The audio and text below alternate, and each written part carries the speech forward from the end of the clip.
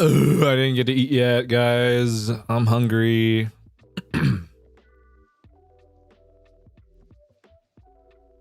Hey guys, I gotta order food right now, just as a heads up. So give me like 2 seconds. Just letting you guys know.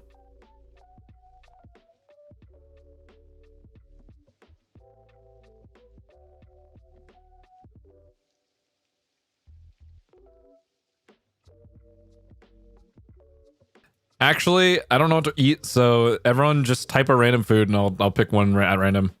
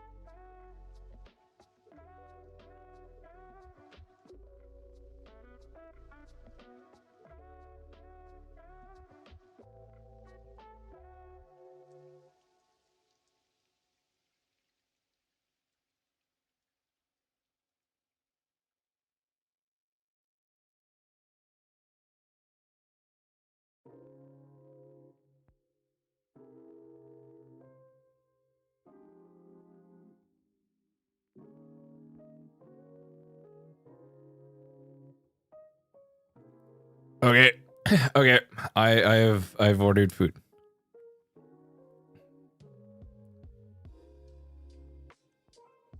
I've ordered rice bowl. Rice bowl.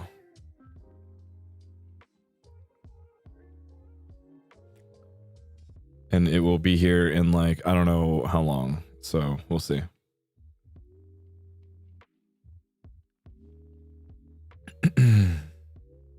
Anyway, what's what's what's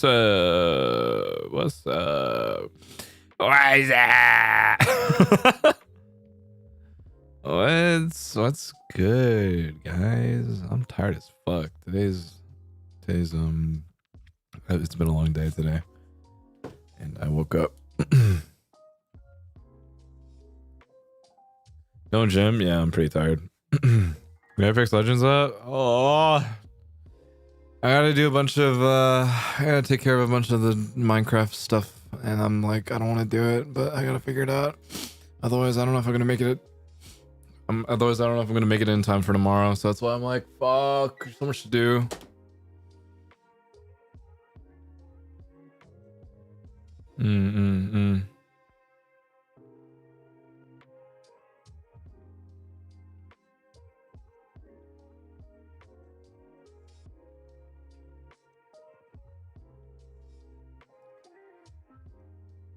So much to do. Yep.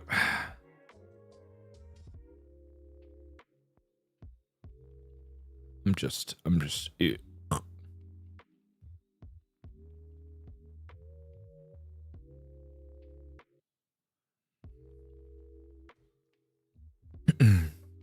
If I doing for you edit, you will see. I don't know. Maybe if you tag it correctly, probably. You're gonna try to learn Redstone MC? Not really. Did you create the server yet? No, because I don't have my. Well, okay. Here's the thing. I don't have my other computer. Well, because keep in mind, we used a separate computer entirely for when we were hosting the last Minecraft server that I played with Leo. So that one was tough. Do you know how many people are going to join your MC adventures? Is it just HopCon? It's probably just going to be HopCon. I'm just going to open. I'm just going to open the server up, and then I'll probably see if I can who I need to whitelist and stuff like that. So it'll be chill because I'm lazy. Minecraft Totsu, pretty much.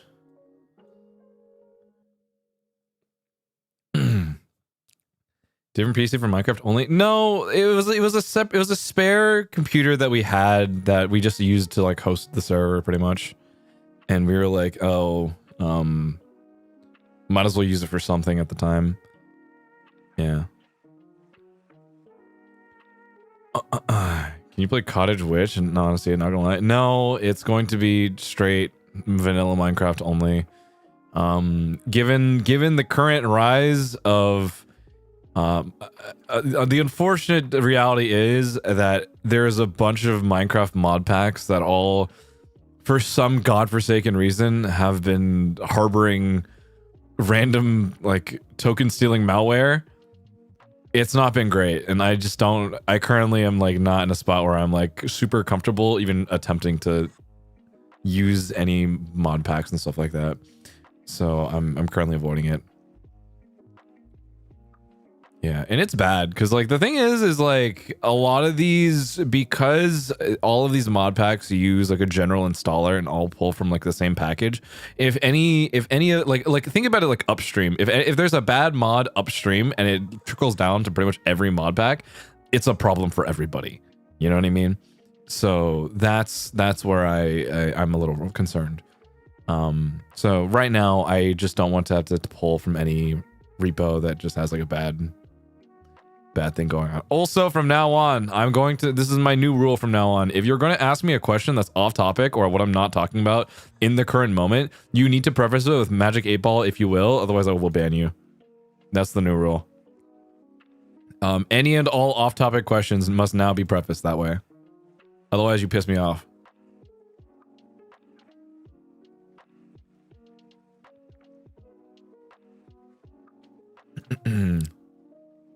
That way, it's at least interesting.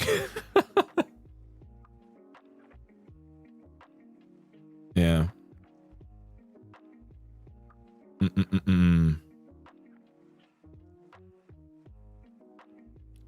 Genio Genie put out of a job? I mean, I'll accept Genio Genie too. Genio Genie or Magic 8 Ball if you will. Those are my two qualifications from now on.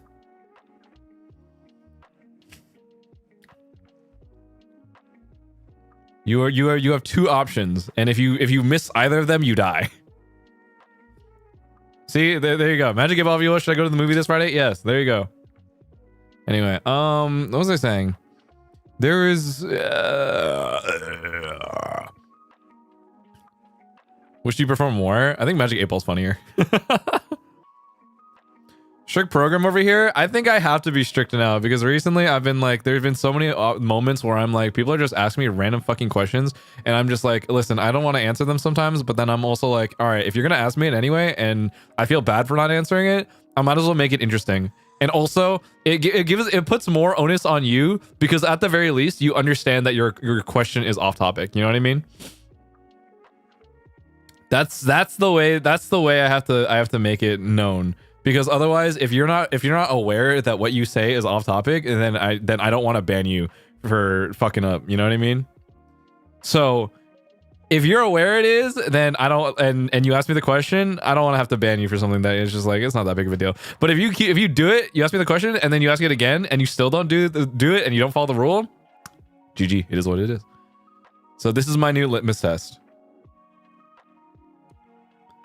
If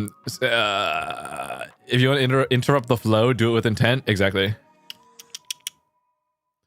Helps Iron Man as a joke. No, it's not. It's not that big of a deal. Trust me. If anything, I mean this as a joke, but now it is a means of just confirming the intention behind everything. Time is on your end. It's like 8 o'clock. Magic 8 Ball, if you will. Did you notice who fell asleep during the Mario movie? I know Sable talked about it, but I didn't. I mean, so the way that we sat, he was like a row in front of me. Yeah.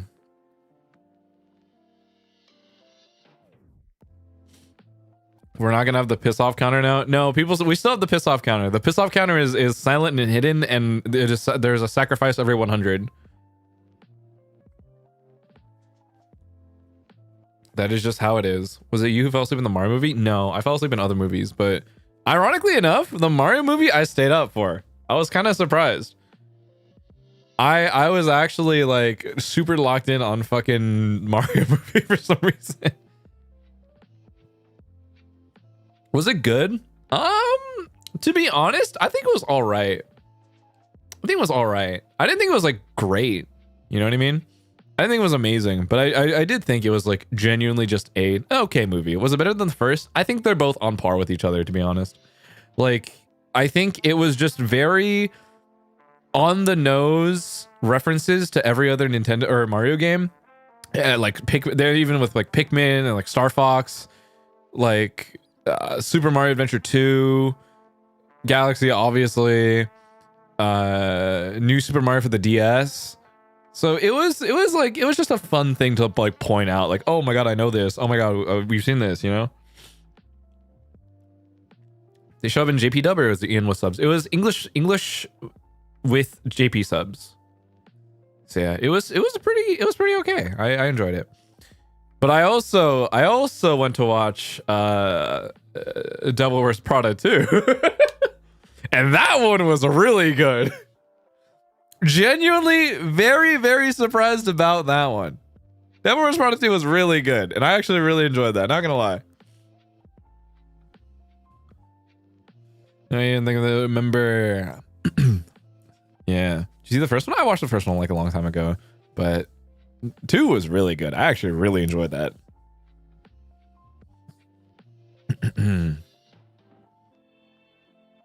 How much are the tickets? Expensive? I don't know. Not until the person who paid for it tells me how much it costs, because they bought it. And I was like, okay, so they're just going to.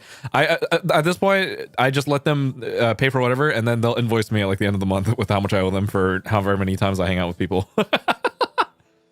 This is the easiest way to do it. Soda, I think with a member. Have you seen Project Hail Mary? I want to watch Project Hail Mary. I want to watch Hoppers or whatever, the beaver one. And then I think that's like the only two that I'm like wanting to watch right now. No more bill fights? Only sometimes. If we're having a meal, sometimes they'll bill fight. But if there's like a hangout, we just let other people, you know, pay for it, and then, or like one person pay for it and we'll just pay them back. Art Project Hail Mary is really good. Everyone I've talked about it says it's a good watch. Yeah, I think I want to watch it in the theaters probably. I thought it was an Amazon only thing for a while, and I didn't realize it was in theaters. If Japan has IMAX, I highly recommend going for it. We saw it in like Dolby Atmos, which is kind of awesome. Yeah. Like that shit was kind of nuts. Like the full Dolby experience.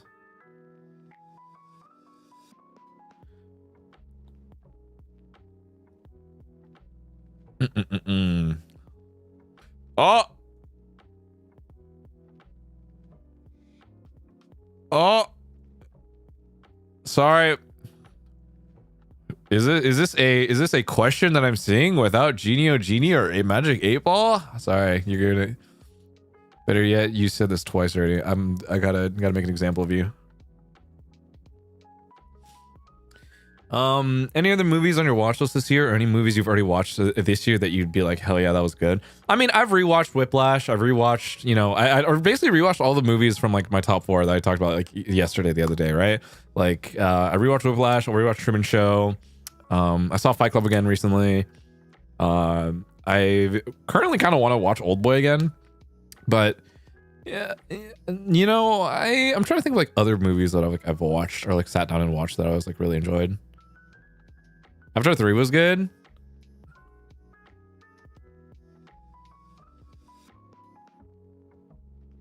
Do you have a movie you avoided watching before, but you want to see it now? Not really.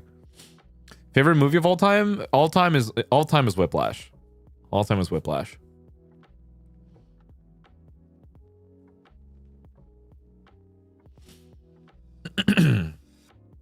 Do you prefer anime TV series or anime movies? I think series. Anime movies I think are just, I don't know. I don't like the idea of like anime movies that are like 2 or like 1.5 or like 2 hours long, because I'd rather just watch it in like episodes and let it like close out, you know? What's your favorite movie theater snack? Okay, unironically here, because Japan has decent movie theater hot dogs, surprisingly enough. I think American movie theater hot dogs all kind of fucking suck, but Japan movie theater hot dogs are like surprisingly a lot better than the ones that I've had in America. So I'm pretty happy with that.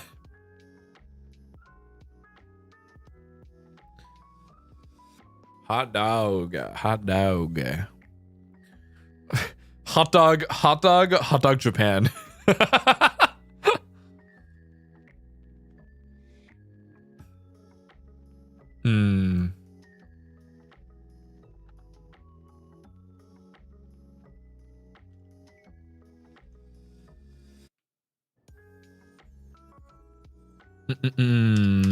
Any interest in watching the upcoming Odyssey movie? Is there an Odyssey movie?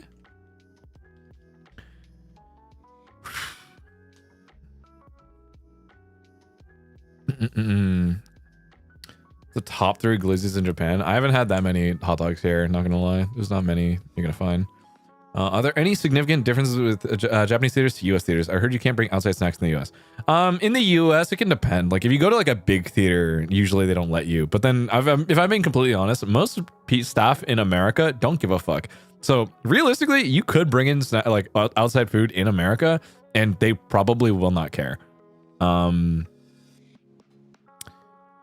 Similarly, I don't know. Here, they also, I think, are not very keen on letting outside food, but we haven't put that to the test, obviously. But, yeah, no, it's been, I don't know. Here, I think it's surprisingly, the snacks here are actually not that like super overpriced to the where I'm like dissuaded from actually, or rather that I'm more inclined to bring outside food. You know what I mean? I remember sneaking in Burger King one time with my ex. That's fucking crazy.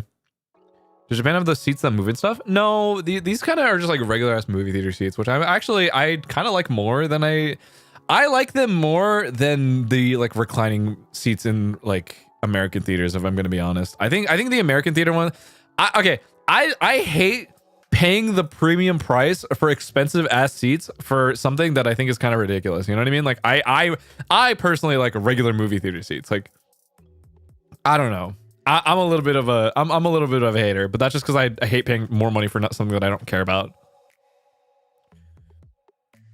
Yeah. Bestie and I smuggle in bubble tea like every other movie. What the fuck? Remember sneaking in my friend's huge bag into the theater and bro didn't check our bags anyway. Yeah, like they don't care. Like you gotta remember, most like in America, like movie theater staff don't get paid enough for that shit. And at that point, the only thing that they do is run the risk of people making a mess in the theater that they will then have to clean up, right? So it's kind of like you kind of have to make that gamble of like, oh, if I let them bring in this food, are they gonna are they gonna trash that shit, or are they gonna like properly like clean up? So it's like, you know, it's hit or miss. Are the theaters cold? They're all right. Surprisingly, it's like comfortable. Not gonna lie.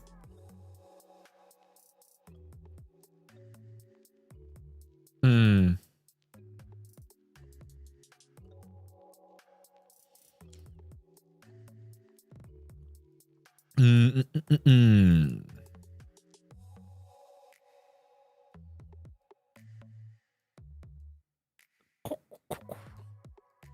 Have you seen those theaters that have beds instead of seats? No, I've not. I don't know, man. I think crazy theaters are just not my.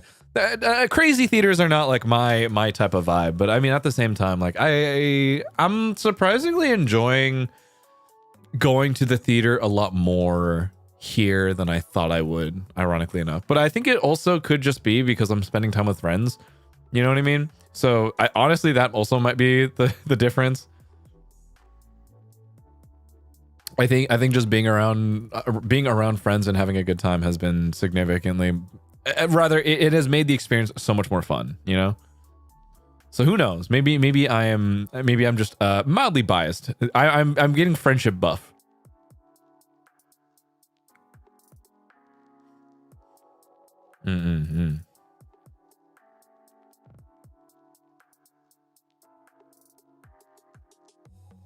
Friend maxing? I'm friend maxing.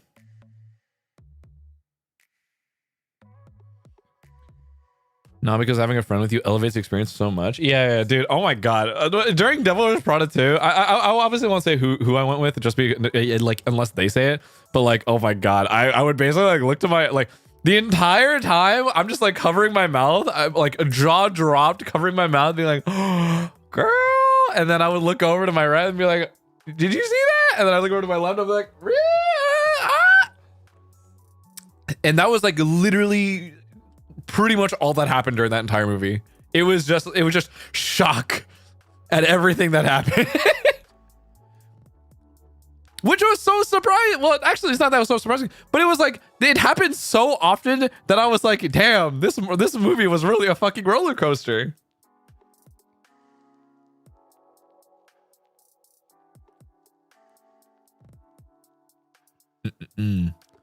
Yeah, I definitely had I don't know, man. I've been thinking about it. The movie was just really good. Yeah. It's in English with JP subtitles? Yes. It was really funny the amount of times where you would basically just have to see them say Miranda for like pretty much every other sentence.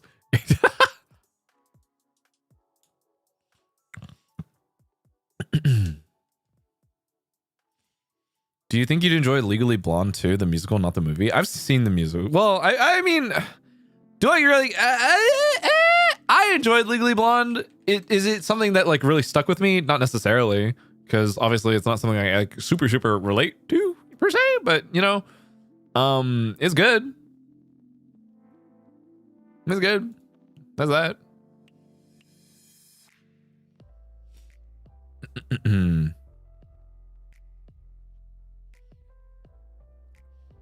Have you ever gone to watch a horror movie with a friend? Peak experience because you're just screaming at each other or holding your pearls together. No, because I'm a freak and I go watch horror movies by myself more often than not. And I for the most part, ironically, I don't know, horror movies don't do it for me. Horror games piss me off. I watch movies for cinematography more than anything. Yeah, I don't I don't really do the whole like, oh my god, hold me, friend, or you know.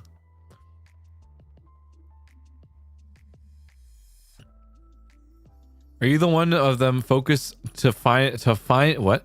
Are you the one of them? Oh fuck. Are you the one of them focusing to find the reference more than watch the storyline? Lol, Mario movies. Yeah, for the most part, yeah, actually. Like, I definitely am looking more towards like, oh shit, like, what does this mean? Is this like something from like another movie that the director has done before, or is this something that like is meant to be in reference to like a different series? So it's like, yeah, it's stuff like that. Have you tried horror literature? No, but that's also just because like I don't know, it's not for me. Ironically enough, though, I think I was always dissuaded off of horror literature, quote unquote, because I could never get past. Well, actually, no. I used to realize Stephen King. Now that I really think about it, it's like it's not. Part of me was like, oh, is this considered horror literature? And I was like, yeah, it technically is. My brain for some reason completely forgot about it, but then I was like, oh, because when we said horror literature, my mind immediately jumped to fucking Goosebumps of all things. And I was like, dude, I was so, as a kid, I refused, or rather, I was so like scared of like the cover art of Goosebumps novels, and I was like, oh my god. So, you know. Is there a movie genre you hate or really don't enjoy? Not really. Well, don't enjoy. Actually, surprisingly, no, not really. I think I again, for me personally, I just have my preferences, and I've learned to stop being a hater for the most part. Like, I can be very picky about what I watch, and like I can like obviously I can like nitpick at like literally every fucking detail that there is, but that isn't to say that I dislike or didn't enjoy certain movies. Does that make sense? Like, I'll still watch it and just enjoy it for what it is, and then I'll also have that moment like after where I'm just like, this is kind of annoying. That like I don't know why they did this. This character's kind of dumb, but all in all, it was still kind of funny. Like that's kind of the way that I think about it. If it's something that I genuinely feel was just a bad movie, quote unquote, I just can just categorize it as a funny, like in more of a funny experience, and then it infinitely becomes better in my head. Yeah. Do you remember a specific Goosebump book? It's the fucking stupid puppet cover. I hate that one. Since you work with audio a lot, do you sometimes get detached from a movie's experience because you're noticing the technical stuff? I think yes and no. Because more often than not, it is like thinking about it in the sense of like, oh, I'm trying to think about like how certain sounds are created, or what type of ADR, like what is going on in like what is ADR? What did they do in post? What types of music or like not what types of music, but like what types of sounds did they have to recreate in that sense, right? More often than not, like when you do, and I have like massive respect for Foley artists who have to recreate sounds in a way that is incredibly convincing by utilizing probably the most crazy shit that you can like possibly think of, that you would be like, that's not how that's supposed to sound at all, but it's sure just like, oh, how the fuck did they do that, you know? So it's stuff like that where I'm genuinely like, oh, this is very interesting, and you can have a lot of respect for, you know, different levels of like cinematography, different levels of like sound design and stuff like that, for how you know, the ADR is mixed in, for how everything really comes together. I think movies are just a fun experience and a big creative venture that ultimately brings so many aspects of different fields together into do one big cool thing that is such like a immersive experience in that sense, right? Also, hi Money Name, what's up?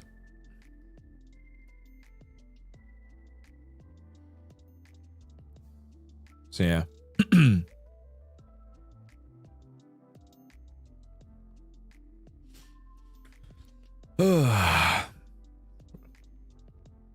Where's my food at?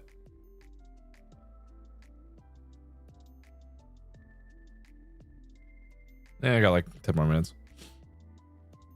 Is there a movie that you think has amazing cinematography or discography? Discography. That's a tough one. I personally, I watch a lot of movies more for the like shots, like the actual framing of a lot of things, and you know, shots. But discography, I think, is just such a different experience. I think discography, if I'm gonna think about that more. Oh shit! Hold up one sec.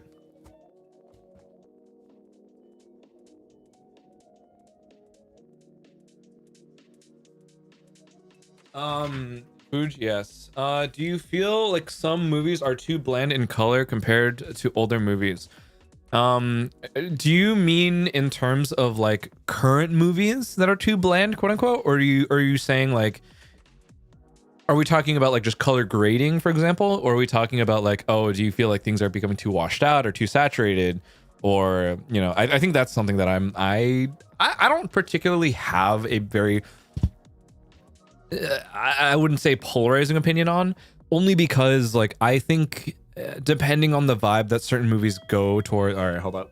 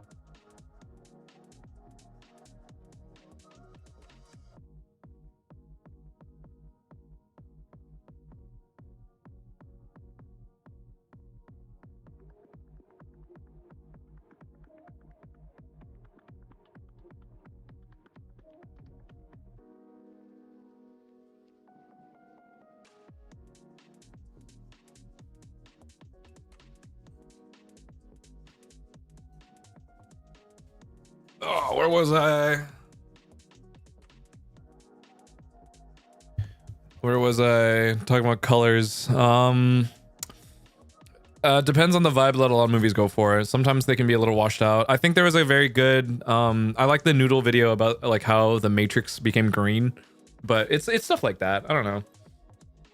I think it very much so depends on the quote unquote artistic intent of whatever director it is, and also if it is something that is beyond just being in a movie theater, how the format really depicts color into that degree. Is this such? Is it, honestly, I'm giving like a really cop out answer, but I do think what is it? I think it can just really depend. Favorite Wes Anderson movie?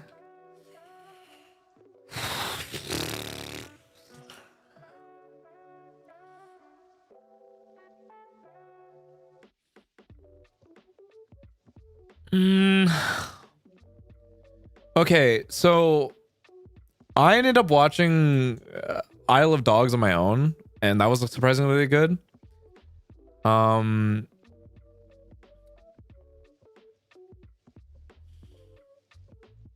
me think. Let me think. I feel like I what other Wes Anderson movies have I actually watched?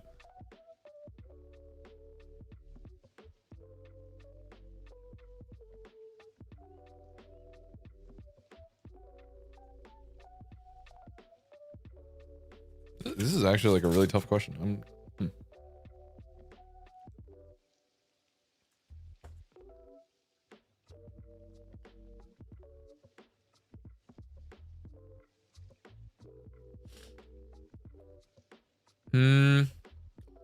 I mean,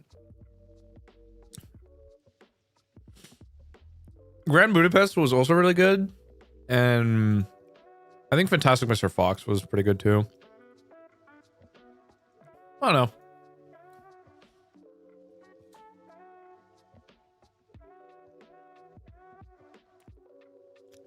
Do you consider your top 4 movies to be like the most impactful in your life? Like it changed or gave you a new perspective on life on things? Yes. I think Whiplash is a good commentary on the price of quote unquote success and what is considered like latent talent or what it means to be talented. And also to understand that like the position that you have in life is not something that is inherently given or you are deserving of anything beyond what you work towards. Old Boy is like, for me, revenge is something that it can be a motivator, but also something that is inherently going to be destructive to the degree that it can go to, as well as also can poison the well in the sense of like it can truly it can completely like eat away at someone's character. Fight Club's Fight Club. You're fucking crazy. But also it is like a big look at like the idea of like masculinity and like what it means to be like the man and stuff like that. But I do think that it is more of a like, oh, to strive to this is something that is not really a good thing per se, you know. Yeah. And then Truman Show, I think Truman Show was more of a just like this is just a good movie in general.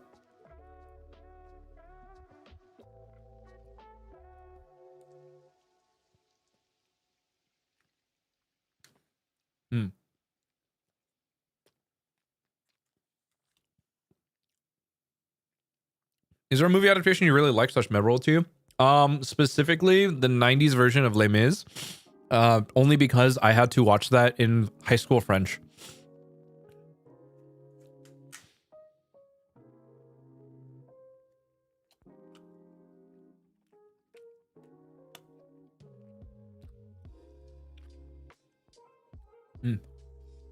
I got this steak bowl and it's pretty good.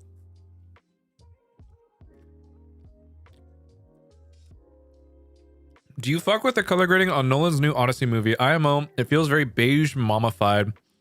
We'll still be watching though. I think that's just the nature of like a lot of like modern films, to be honest. But I think I do not have a good opinion of it yet because I have not watched it, so I cannot really say yet. Thoughts of Christopher Nolan in general? Hmm.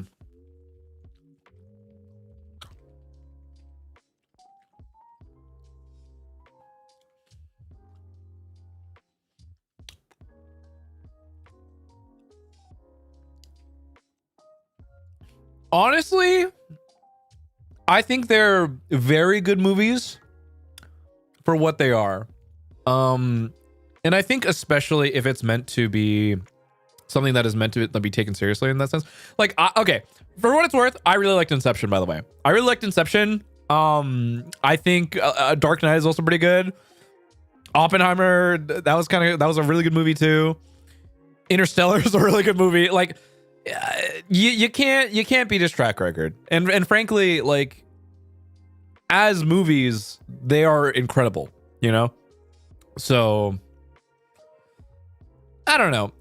Do I want to nitpick at specifically the color grading? Not really, only because like I do think because the movies themselves are very dark and handle a lot darker tones, I can kind of see the direction that it goes with. And even if he's considered like colorblind, I don't even know if that's necessarily true. I don't know if that's like a fact, but I don't know. I think because of the darker tones of the movie itself, I do think it lends itself well.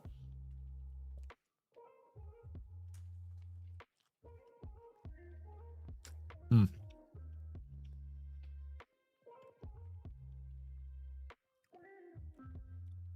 You like action movies? I mean, I've watched like John Wick and stuff like that. I think John Wick is fun.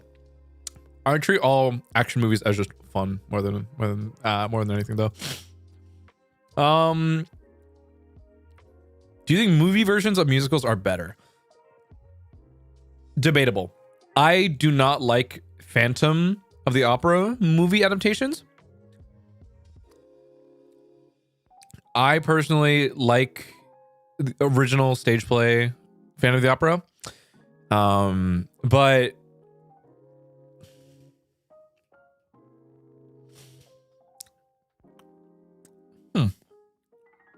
I'm genuinely trying to think of like a good like movie adaptation of a musical.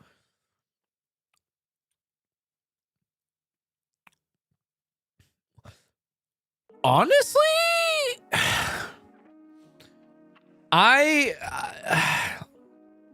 the Beetlejuice movie is pretty good. I heard Chicago's movie adaptation was pretty good. Oh, maybe I will put that on my watch. Heathers, ooh. Fun fact: I had seen Phantom of the Opera live like many years ago in New York. And that is something like, honest to God, that is the reason why I cannot stand like any of the movie adaptations, just because I had seen it live and I was like, God, this is so good.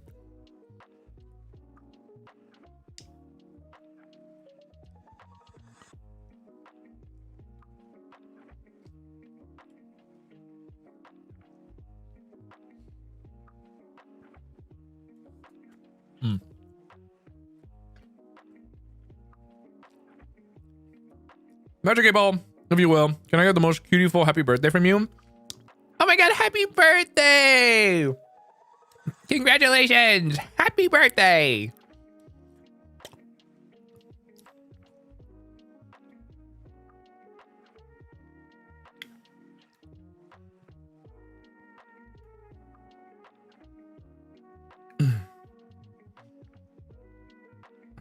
You really can't compare live musicals with movies. I was supposed to watch Hamilton at some point.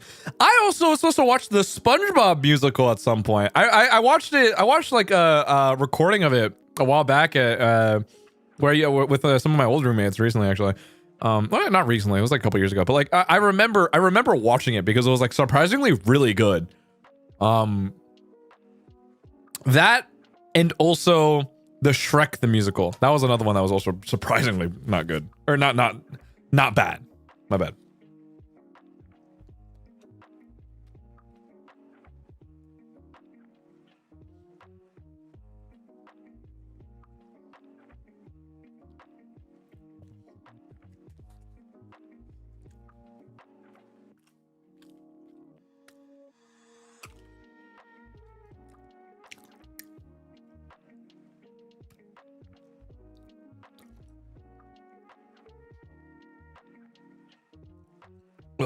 Sorry, I'm still eating.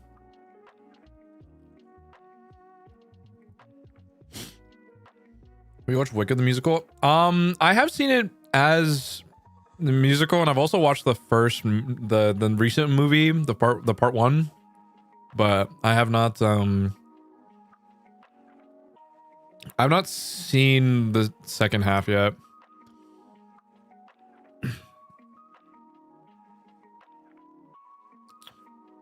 Do you watch Japanese movies? I haven't watched a Japanese movie that wasn't on like a plane. I'm trying to remember which ones I've watched though. There was one that was like about this like whole like it was kind of like, oh, the kids are fighting over like inheritance or something, and like they brought like this, they like befriend this like one genius detective kid, or who's brought in, and he's just like, yeah, I know who's trying to fucking kill each other for their inheritance money. But I can't remember what it's called. I watched this like a while back, but I don't know where I wrote it down.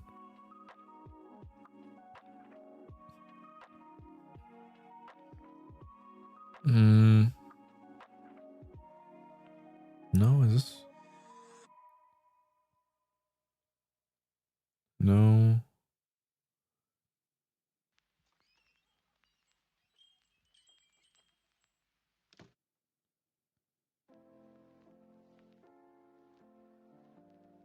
What the fuck is this?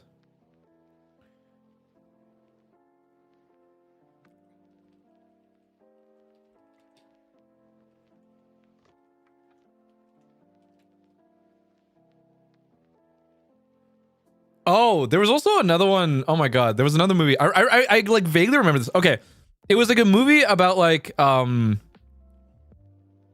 it was like three dudes who grew up in like the like late 80s or something, and it had something to do with like them growing up at some point in time, and they basically were just like, I think one of them ran what the fuck was it? He basically had like an alcohol business or something,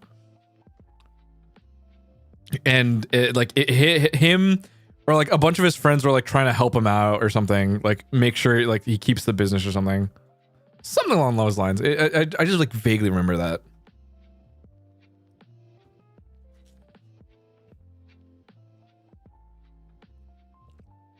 Have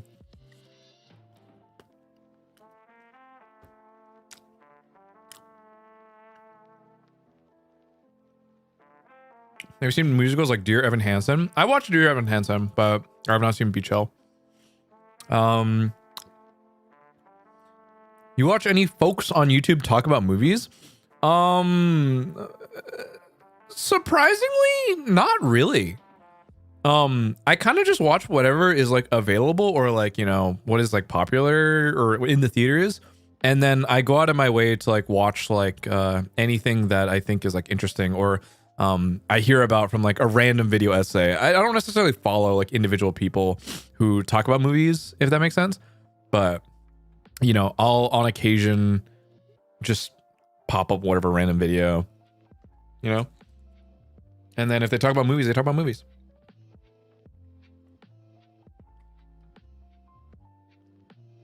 Yeah, I don't know.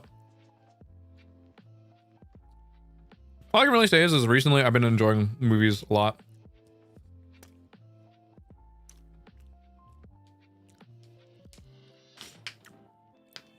You got any video essay recommendations?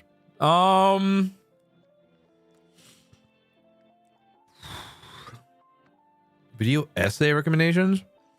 I think Nakey Jakey's video about playing Counter-Strike is kind of interesting.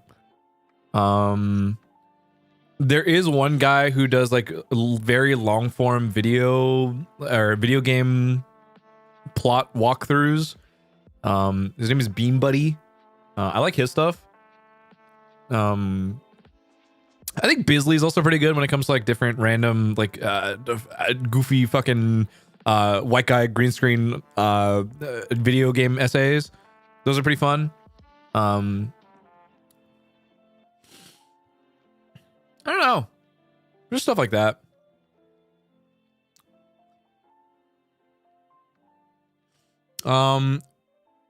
If you're looking for like more like weird, not weird, but like obscure, like more of a focus on like kind of retro games. I wouldn't call it like purely retro games.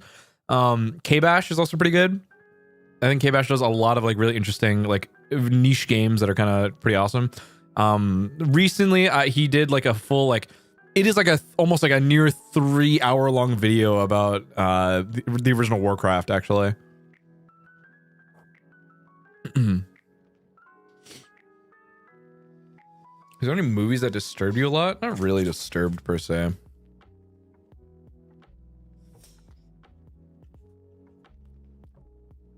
trying to give all of you random, but I saw a lady on my 40 page that said Twilight was like Mormonism, which is wild because I thought it was just hot vampires and werewolves.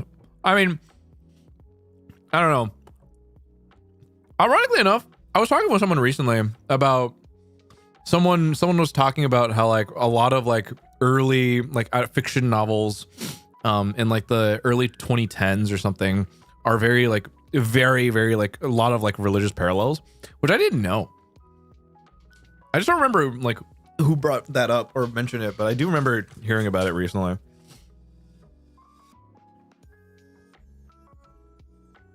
Well, the author's Mormon after all? Yeah, like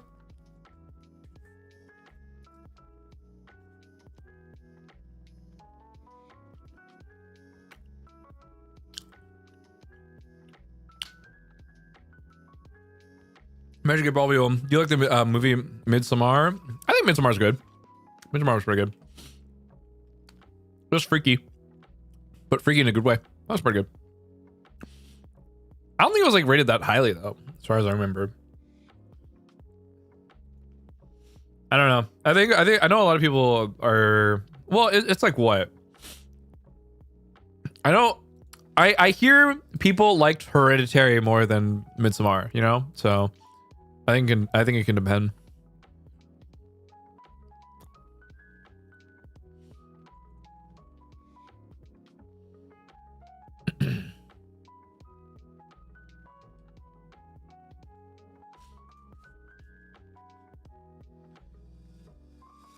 Honestly, I think it's kind of crazy. Recently, I find it so interesting that I've just been able to talk about kind of anything, which is good in a way. There's something so strange about the way that I've been streaming or talking recently on stream, just because it feels so much more freeing to a degree, which is funny. Because it's like, I don't know if it's just because, you know, I just haven't had a lot of the opportunity to really, ironically enough, talk with more than just like other livers and stuff like that in English here physically, you know what I mean? Because obviously it's different when I'm like talking with like other like personal friends in person or in America, you know what I mean? And there's that weird aspect of like, maybe, am I just missing, or rather, this is like my only chance to really have like random conversations specifically in just English, that I'm like, oh, it feels so much more, I don't know if freeing is the right word, but I definitely feel like, in a way, I think it is primarily just because like I have so many more words to describe exactly what it is that I'm feeling or trying to, what my point is to get across, rather than me like trying to, like, obviously when I'm speaking Japanese to like other people, it's like, oh, I'm fucking struggling to survive. But you know, it's weird. It's a weird feeling recently. And it's also like, I feel like I've just been having the fucking zoomies, you know what I mean? And I think that's also been pretty prevalent in like all of my other random Zatsu streams where I am fucking like popping off the fucking walls for like 2 hours. And it's just nonstop conversation, which I think is weird, because part of me is like, I'm not usually like that, kind of, question mark, you know what I mean? I feel like because in comparison, right, you like again, there's that mode of like, you see me in someone else's POV and I'm like dead silent more often than not, and then when I have like my regular Zatsus, I'm going fucking insane. And then there are moments like this recently where, oh, I talk about what the fuck I like on a pizza for like an hour. Oh, I talk about what movies that I like and going to the movie theater with friends. Oh, I spend an hour of random answering random questions with Magic 8 Ball, if you will, or I give like life advice for another like an hour and a half, you know? So it's weird. It's weird. And I think, you know, there is that part of me that is like, oh, is this just who I am? Is this how I've been? Or is this just like how I've been feeling in a way? Or rather, is this what I kind of been needing for myself in order to kind of feel like myself? Therefore, that's kind of why I've just been leaning so heavily into it, to have some feeling of like expression, so to speak. You know what I mean? And it's like, I don't know. I just feel so strange in a way, you know?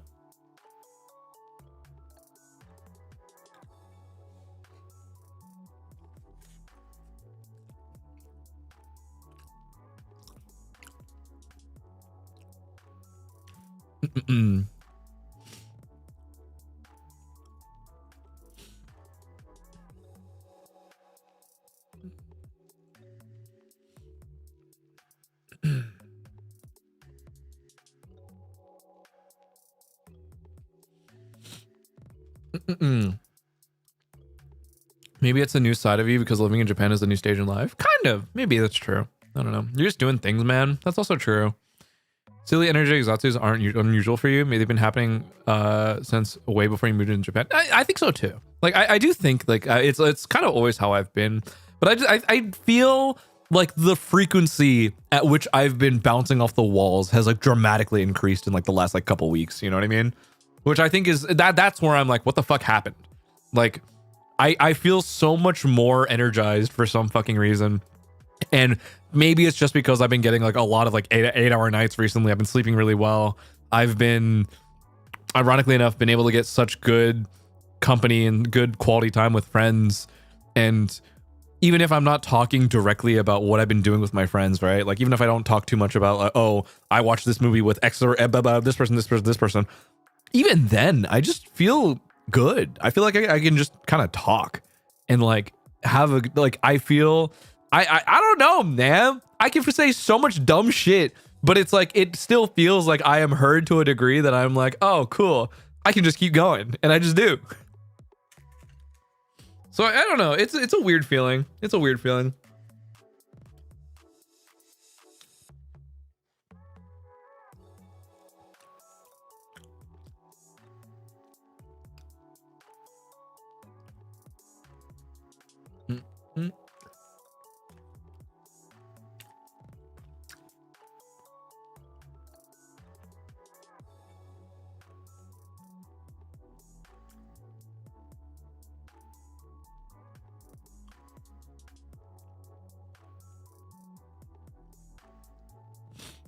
Mm-hmm.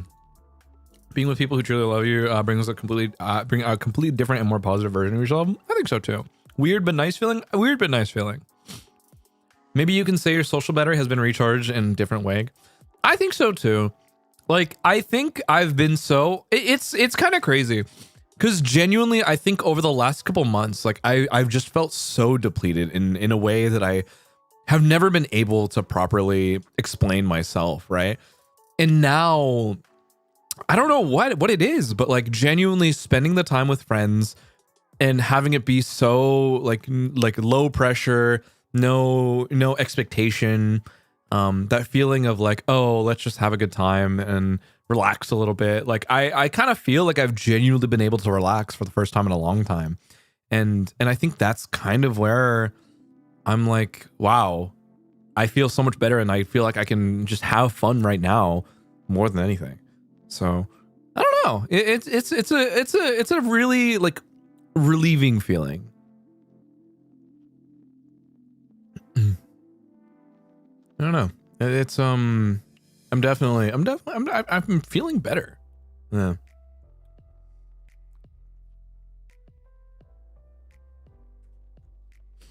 Sorry if I'm pausing to talk, but I'm eating, so.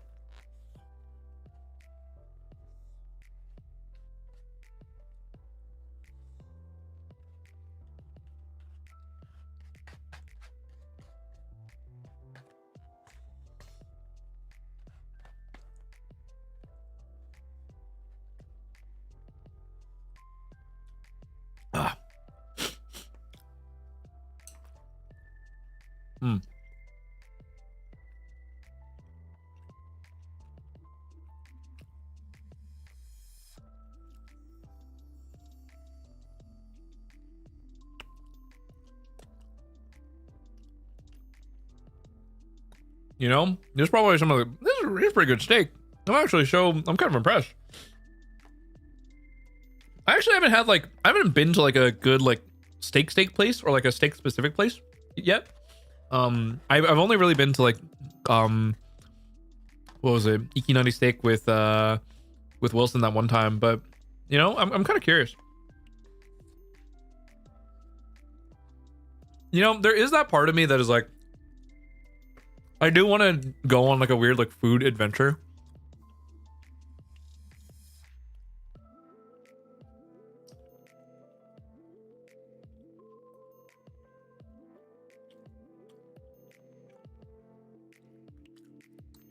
Sorry, I'm still eating. Do the Keith Lee thing? No, I think I really want to do like, I don't know. There's the part of me that like, is this my time to start like my secret like food review YouTube channel or like food like interview the chef type channel? Because like, I don't know. There's the part of me that is like genuinely, not to say that I would go back to like the food industry and stuff like that, but like genuinely, I think I would want to. I don't know. I kind of want to sit down and like learn proper technique from like other chefs and stuff like that again, and like, I don't know. Part of me is like, that would be such a fun experience to kind of like level up my skills to a certain degree, but also be able to kind of like do. I don't know. I also watch, ironically enough, I watch a lot of like, there is one, I follow this one Japanese chef who specifically specializes in like French cooking. And I really like his videos.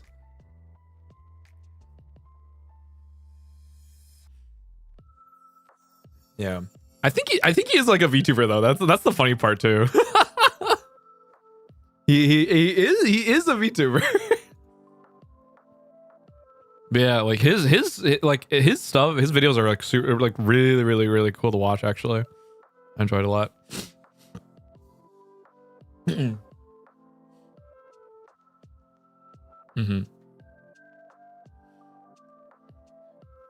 Yeah, I don't know. His kitchen is like really fucking pretty though. Like unironically a very I don't know. I just like watching his stuff.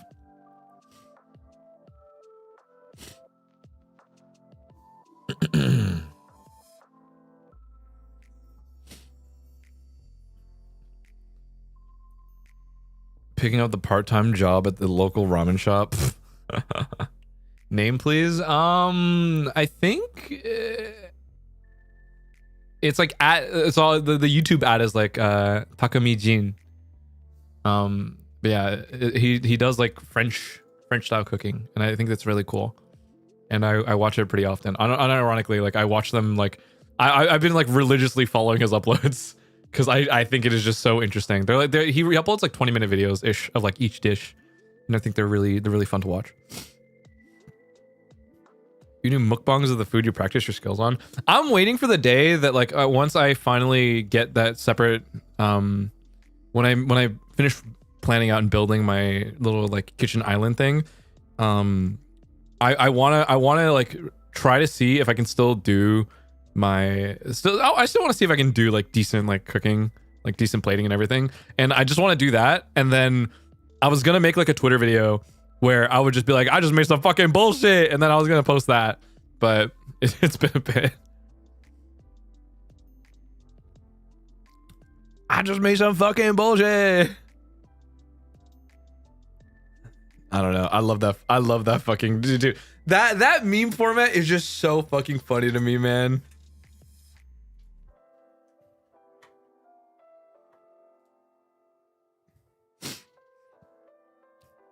Will we get your cooking or baking recipes? I don't think I would really show like recipes, but you know, probably just like, eh. Have you tried any spicy Asian food? Not recently. Not like not like crazy spicy per se. But you know,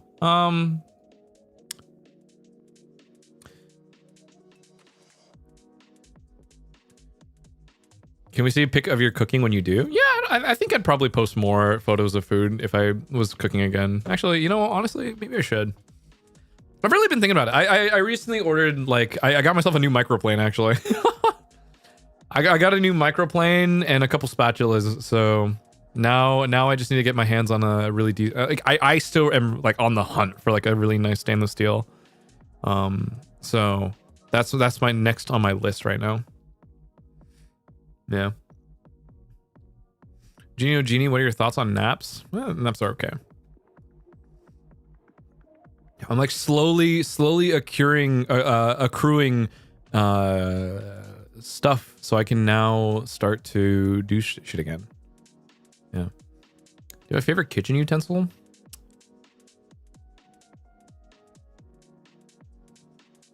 Honestly, probably just a fucking I would say it's like my 8-inch chef knife, but I think I don't know.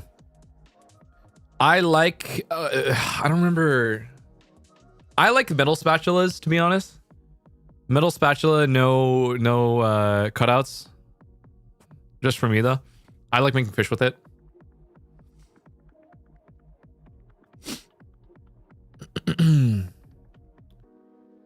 Genie, small segue, but I have a Lads Zane charm given to me as a freebie, but I don't consume Lads. Do you think I should rehome it to a friend or keep? I would rehome it, to be honest. If you don't touch it, then probably just give it to someone else. Wow, I just came from the previous Zatsu on Tuesday. It's too much ball. I'm baffled how it's kind of chill here. Yeah, sorry, my bad, bro. Sorry, dude. I'm a freak and I'm a freak and I'm normal on some occasions. Emphasis on some occasions. I remember I went to Japan, found a small hidden ramen spot, and they did traditional prepayment ticket vending machine, which was cool to learn. The ramen place I go to still does like ticket. So I don't know. I'm pretty used to it.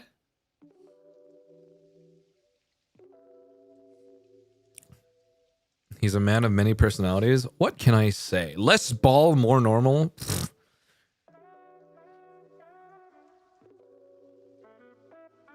Yeah, call it, bro. You know. Do you guys know that one fucking movie Split? It's literally that. I'm a freak in like 9 different ways. You know. When's book club starting? I don't know. I'm still trying to figure out what book I want to do.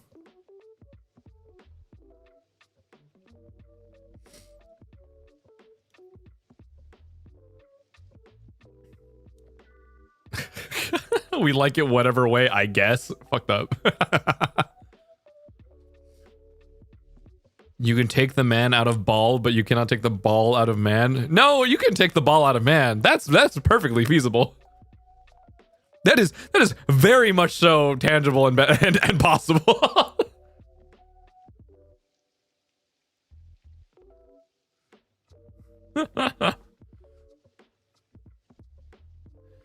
I mean, he's Unk, wife, Pookie, dude who talks, homie, good at math, TED Talk man all in one. What the fuck?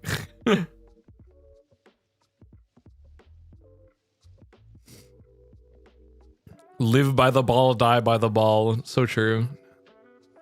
If only someone would write chicken soup for the streamer. What the fuck? What'd that mean? Low key, I don't know why. I think everyone saying what that mean has been so funny to me. Not gonna lie. What that mean? How about live for the ball? Why die for the ball when you can live for the ball? Ball is life. Fuck it, we ball for whatever. For what better axiom is there than to live at all costs? Fucking crazy, man. Bro, you find everything funny though? Because everything should be funny. Anything and everything is an opportunity to just have fun with. And is life not meant to be lived in a way that you are supposed to enjoy yourself? Yes, we can struggle, and yes, we can have our sorrows, but at the same time, what is wrong with enjoying yourself and finding the joy and fun in everything? Everything could be funny. Everything is funny to a degree, and sometimes things are not as funny as others, but that doesn't mean it's not that funny. So everything can be funny.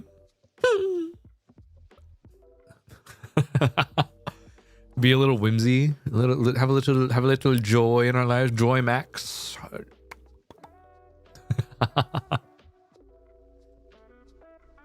God, I feel so obnoxious today. in ways that I haven't felt in quite some time.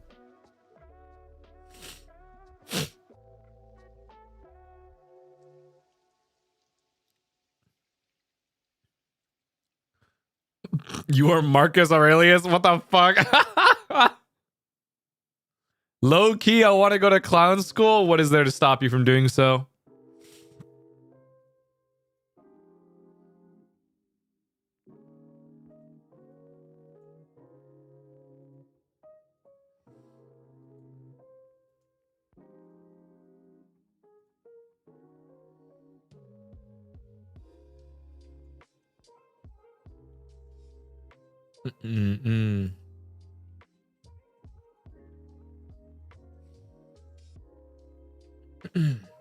Break free, I'd say. True. Can we read Marcus Aurelius for book club? What do you take me for?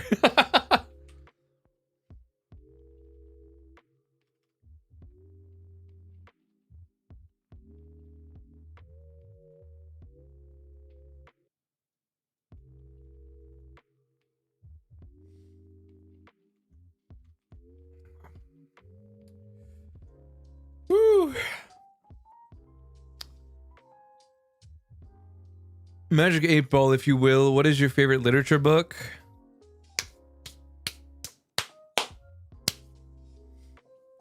Favorite literature book.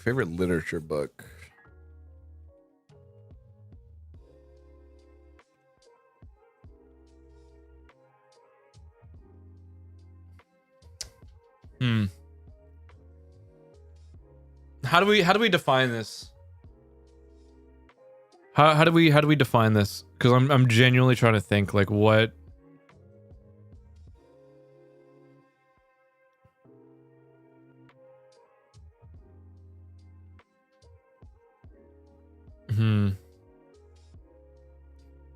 Yeah, like are we talking like classic literature? Or are we talking like novel? Like this is a tough one. I'm actually like genuinely trying to think like how do we word this?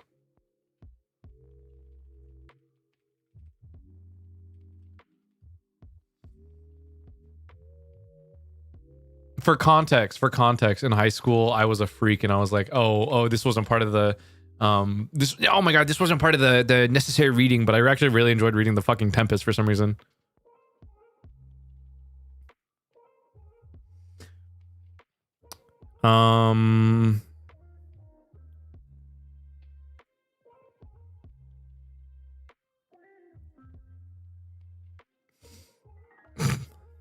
All this talk about books reminds me of the Ludwig rant about how he didn't want to read Fahrenheit 451. Ooh. What? Like Fahrenheit 451, Lord of the Flies, fucking Animal Farm, fucking every single like high school literature, To Kill a Mockingbird, fucking The Great Gatsby.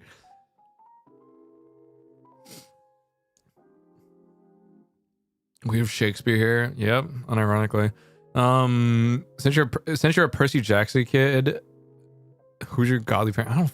To be honest, I wouldn't. I haven't thought that far ahead. Even I don't know what I would be.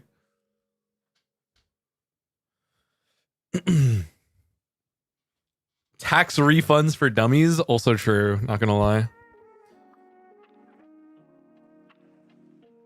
Magic 8 Ball, if you will. How do you switch from gaining to maintaining at the gym? You need maintain. Well, what do you mean by maintaining per se? Like, are you maintaining weight or are you maintaining like how much you are lifting? Because there's a difference between the two. Because I think if you're talking about quote unquote maintaining how much you're lifting, you need to just be willing to deload on some weeks. Like some weeks you just need to take like 80% of what you're usually doing and relax so your muscles have time to actually like catch up. Unrelated tangent, but I heard there's gonna be a show for the Lord of the Flies. I also heard about something like very vaguely about that too, and I was like really confused because I was like, is that happening? Yeah.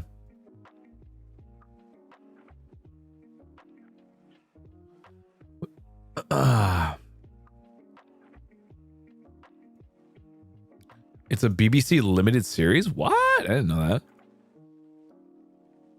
that. I love just asking my German friend about, will you ever become a cockroach one day, just to reference the metamorphosis? Interesting. Interesting.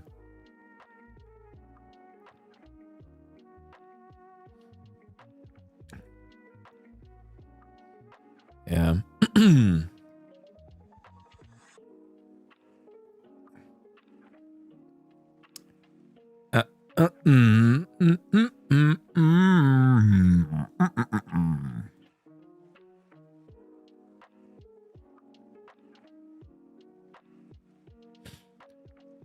God, today has been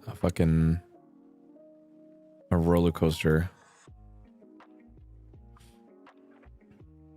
Magic 8 Ball, if you will, not a question, but you have such a genuine laugh. What did I mean? I don't know. Do I? do I really? I don't know. I'd like to think that, like, because I feel like I laugh about a lot of things and I genuinely feel that they're funny. I think things just are genuinely entertaining. So I let it rip. I let it rip. I was forced to read Freud's interpretation of dreams that have never been the same since. Oh my god. There again, there is an offshoot universe somewhere out there where I would have been a psych major instead of a CS major, but who knows, you know? Maybe I would have gotten a separate degree.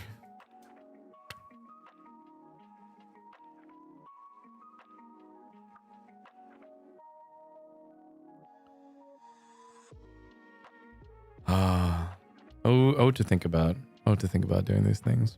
I mean, you can do both with Cogsci. I honestly, I consider doing Cogsci. I'm not gonna lie. I really did think about it for a while, but then I was like, ooh. And I also knew a lot of friends from like different programs who were like, don't do it. And I was like, okay.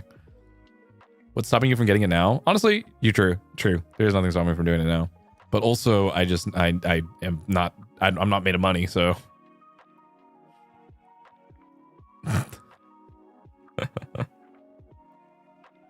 Yippee, thank you for the member. Magic 8 Ball, if you will. How do you balance work ambition and personal happiness?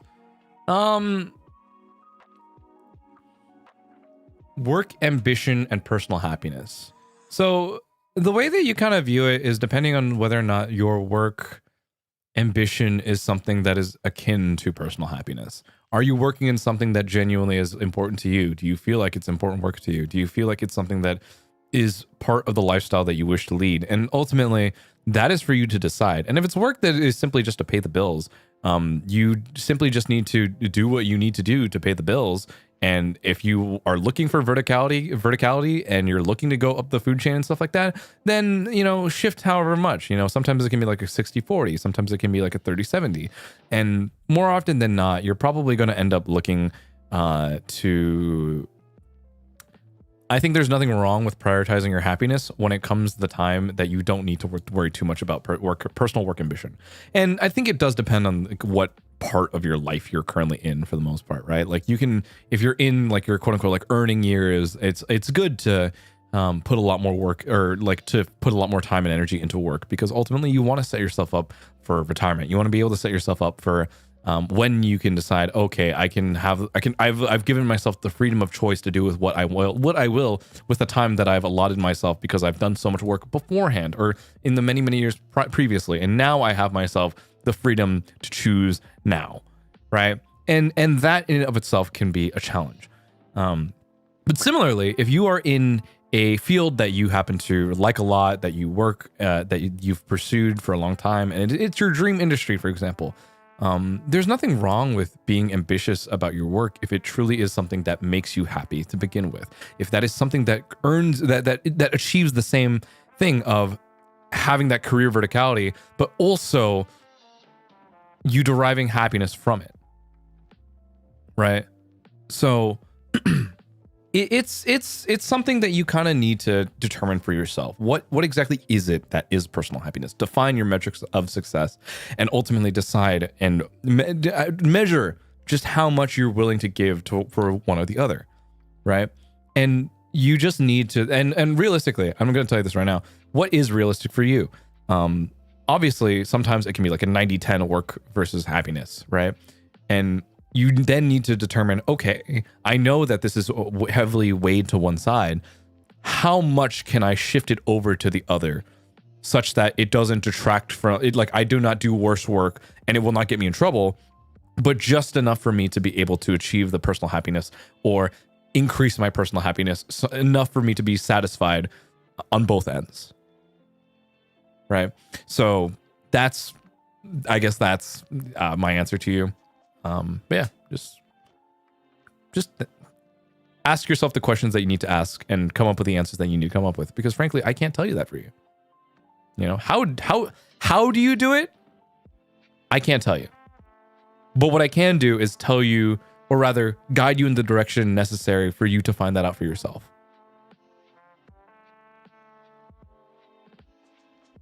Also, you can maintain weights at the gym. I thought it should always be progressive overload. You should overload as much as you can, but there are moments where you need to stop.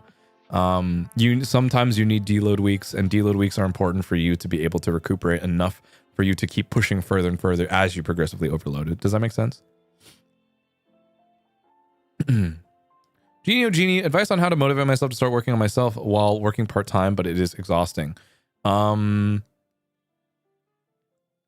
I think you just need to think about it this way.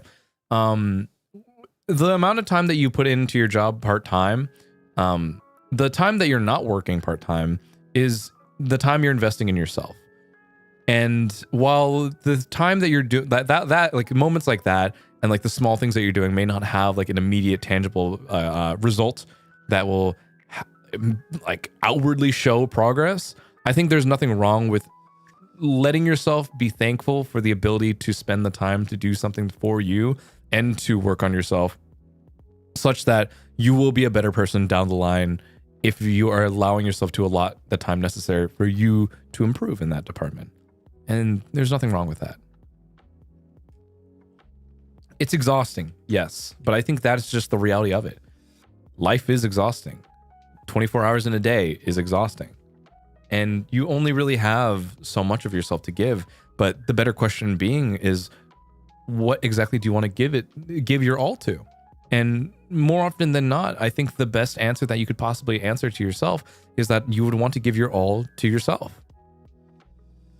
You'd want to put in every piece of like any and all of your effort into wanting a better life for yourself. So, you know, that's that.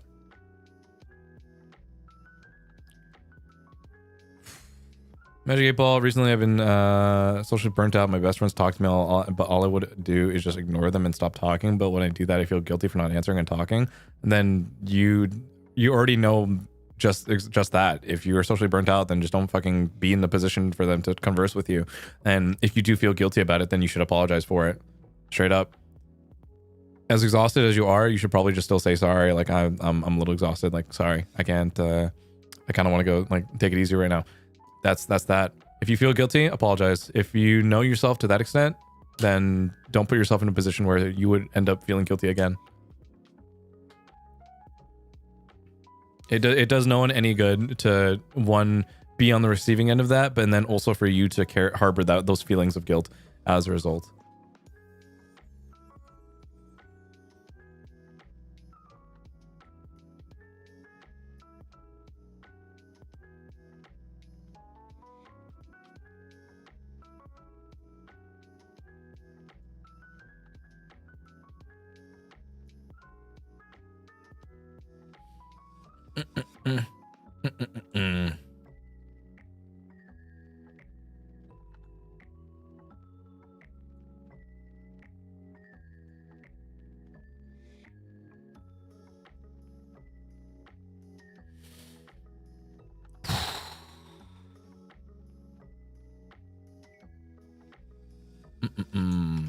What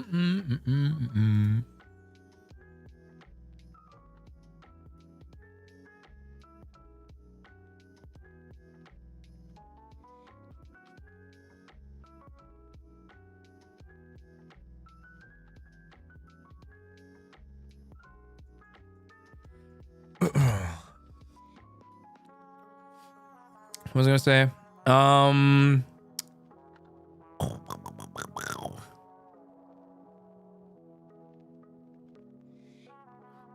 Super advice. Genie, words have served to be a really amazing reminder to me that I have people who love me and it helps me heal a little more. Thanks for being in my life and and for letting me be in yours. Hey, no problem. Magic ball if you will. Therapy done. Am healed. What now? Enjoy. Have fun. That's it. Live. Magic ball if you will. Fortnite on Friday. JST Solar collab. Fred Tomo. Advice for gym starter who wanna just gain a few muscle or I don't know. Me too skinny, not healthy, Sag.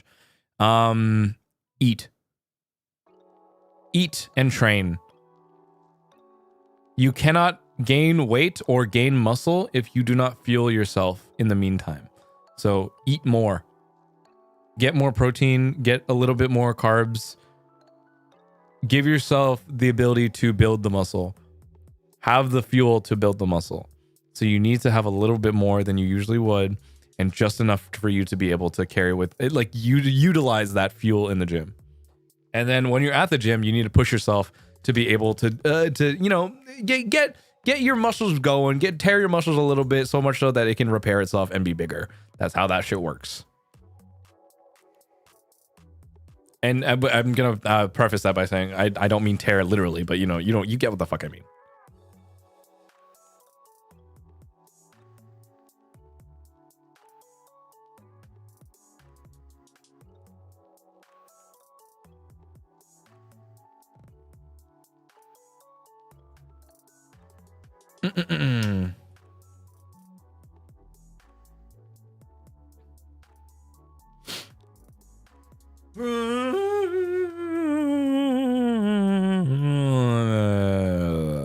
Which version of Mega Man Star Force 2 and 3 would you recommend? I like Zerker Ninja, and I also like Black Ace, but I also played Black Ace as a kid.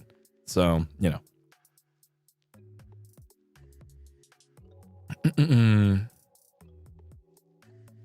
Why is chat saying Magic 8 Ball? What is going on? Also, hi. The new rule is if you ask a question that is not on topic to what I'm currently talking about, you have to preface it with Magic 8 Ball, if you will. That is how you. That is the only way you can ask a question that is not on topic. Otherwise, I will ban you if it happens more than once. Magic 8 Ball, if you will, what is your favorite mathematical proof? I did this on stream one time, but it's the curvature derivation of the curvature formula.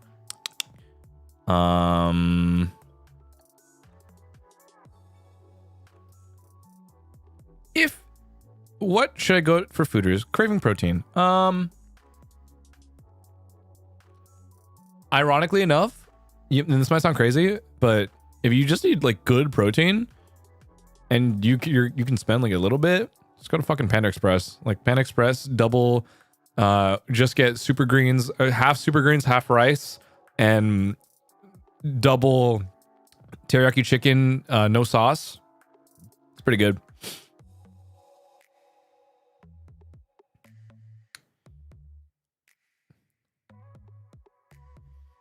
Do you have recommendations on food when you aren't in the mood to eat? I don't want to starve myself, but I can find myself not eating till 4 p.m. sometimes. On foods when you're not in the mood to eat, that's a tough one because I really only have meals when I need to have meals too. But I would say like just stick to having like one like at minimum like 1 or 2 good meals a day. And I don't know. For me, I'd like to just have something that I am like I can look forward to, if that makes sense. You know what I mean? I think the way to kind of get yourself out of the I'm not in the mood to eat is to kind of look for foods that genuinely are like, this tastes good and is like good for me. Awesome. And the more that you kind of plan around, oh, I'm going to have this meal in specific, and it is a meal that I really enjoy, you will start to find yourself, one, it will help you to kind of get in that way. Like it helps kind of get you out of like I don't feel like eating. Because then you'll be enticed to eat that one meal that you're like, oh, I'm really going to enjoy later. If you will, the Valo couple at work said they will start watching you soon, so it's time to lock in and good luck. Bro, I gotta fucking play Valorant again. What's your favorite protein? I like beef. I'm a beef over chicken type of guy, but can depend. Oh. Quick comfort food always helps. Yeah, I think so too. Like, I think especially it, like getting a good comfort meal is enough to kind of reset you back to being like a little more inclined to eat again, if that makes sense. I've also had issues with this before, where I've had very bad spurts of like binge eating and from stress, and also just not eating at all for like 2 or 3 days at a time. And it wasn't good, you know? And I think, again, putting yourself in a position where you are actively like planning around eating something and, you know, just giving yourself something to look forward to and that you will genuinely enjoy helps out a lot.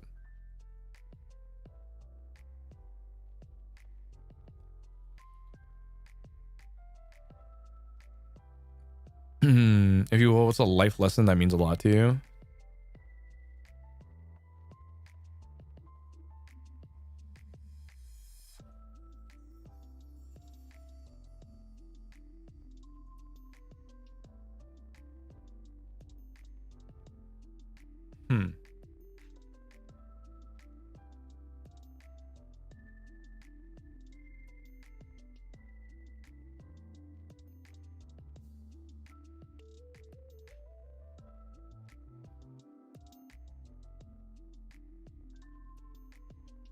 Let me think.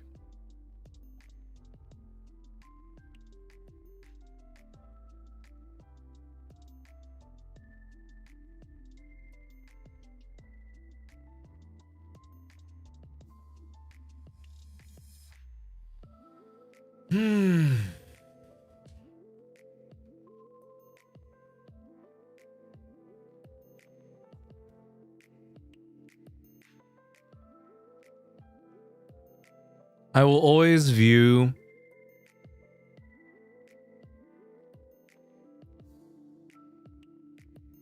if there's one thing that I've always lived by, it's that you are only as good as the average of all of your performances. That is to say, if you are not consistent, or like, again, you can be having a dog awful, like a fucking completely terrible day. You can be playing terribly. You can be getting no work done. You can be absolute bottom of the barrel some days. And you know, other days you can be top of the world, getting like fucking out of your mind. You can be the best of the best. But more often than not, you will only ever be as good as the average of all of that. And you will only ever be as good as the level of practice at which you are consistently at. So that is to say, when it comes to a lot of things, just practice. And eventually your baseline will just get higher and higher. The average itself will get higher and higher. If you put in good work, the lowest your work will ever be will soon enough be better than the average, and it will be better than what some people would consider their best too.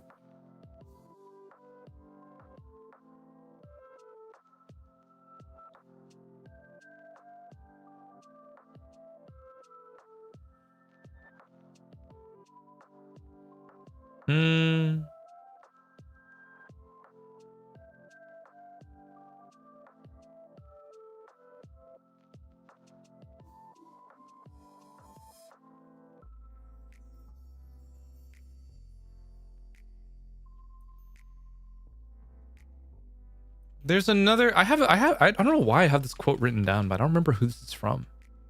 I think this might be in like the. This probably is like what, like Inner Game of Tennis or something.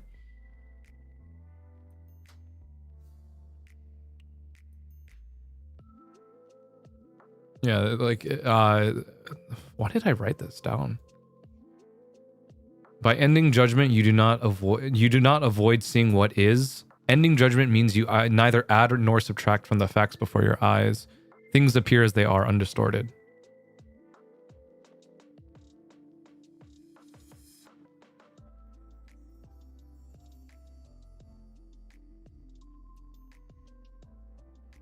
I don't know. I do think there's an aspect of just facing reality for what it is, and realistically, at the end of the day, like, you just need to face the truth, and that whatever the reality is at the current moment, that is what you're going to have to deal with, whether or not there is something else at play, whether there's external circumstances or whatever it is that someone is telling you to perceive it as. Whatever it is that you do experience and what you do perceive at the moment, that is what it is. And whether or not you do make a judgment call should not, you know, messy the facts of the matter.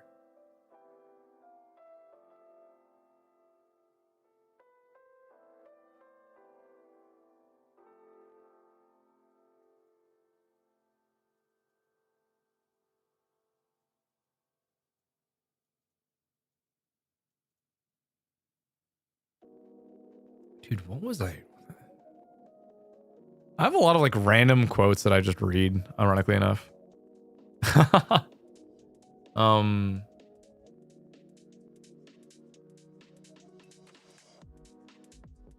What the fuck was I doing, man?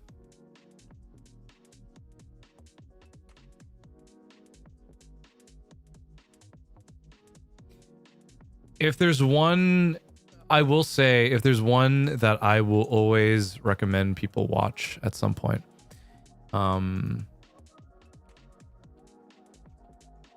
it is the, you can just go on YouTube at any point.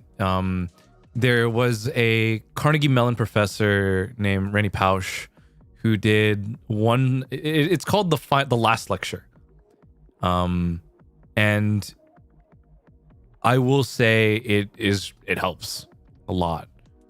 I don't know. I think there's that one I think happens to embody a lot of the things that I also kind of hold pretty true for the most part. You know,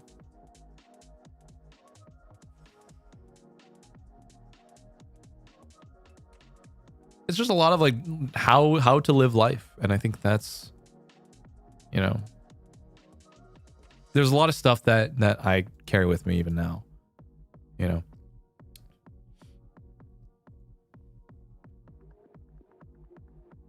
Whew. God, I don't know. I'm so like, I'm thinking about a lot of things now. What do you write down these quotes just in your notes app? I just keep like a random, like, I just keep a memo pretty much of just like a bunch of like random notes that I've had for so long. Yeah, like I don't remember what I was like. This is back in like 2020, by the way.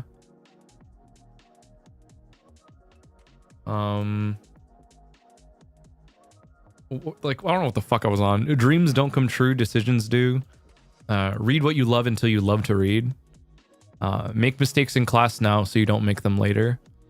I don't remember what the fuck this was. You have something inside of you that no one else has. If you don't create that, the world will never get it in any form. Your job is to not judge the work. It is to create the work.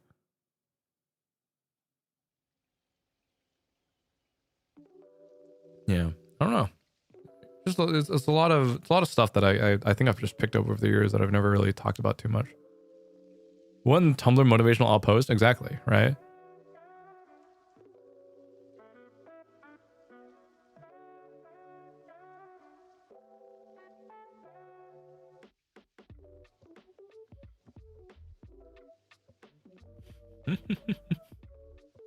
Jesus Christ, man. There's a lot of stuff that I kind of just sit around pretty much. It's just a bunch of random texts that I have. This is all just audio plugin stuff.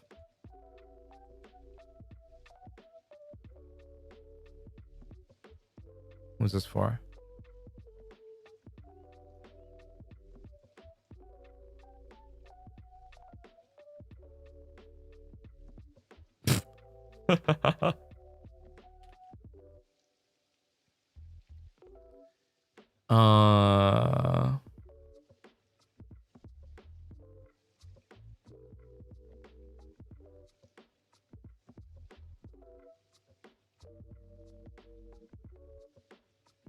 I don't know.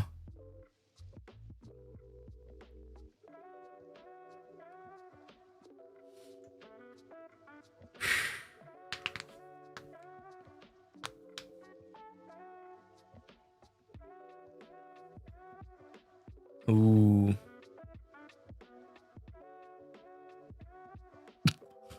Can we get a VP of you just reading these quotes? I don't know, man. I realize you're my boy version of Emma Chamberlain's "Anything Goes." You always seem to hit the nail on life experiences I currently go through. Damn, that's one way to go about it. I'm just a guy who like.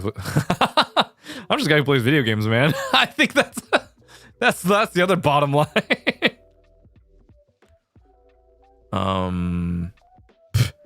Do you have a particular way to organize your files / notes? I have subcategories for pretty much everything, and I number everything in a way that's easier for me to kind of generalize. Like I have like personal life, business, NIJISANJI,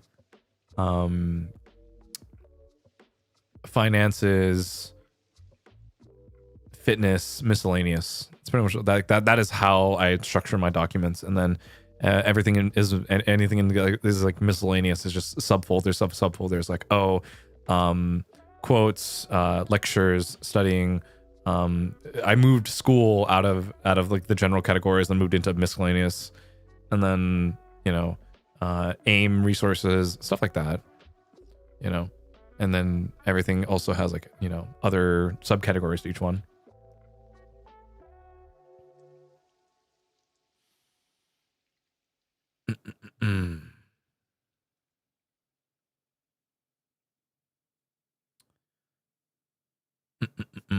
So yeah, that's typically how I organize a lot of my stuff. Oh, my knee. I need to get water in a second. Actually, I haven't. I need to make sure. I gotta get a little hydrated. I've been talking so long that I haven't been able to drink anything. 1 second.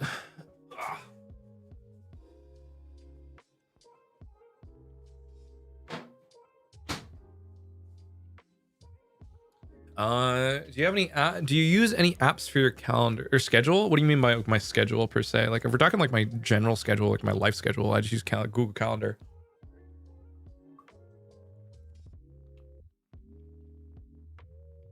Oh, frick.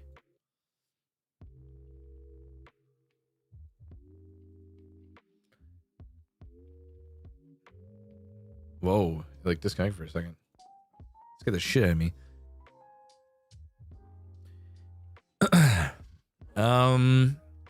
But yeah, no, I only have like 2 right now. Do you prefer normal Coke or Diet Coke? Because I'm gonna order Coke right now. I drink Diet Coke.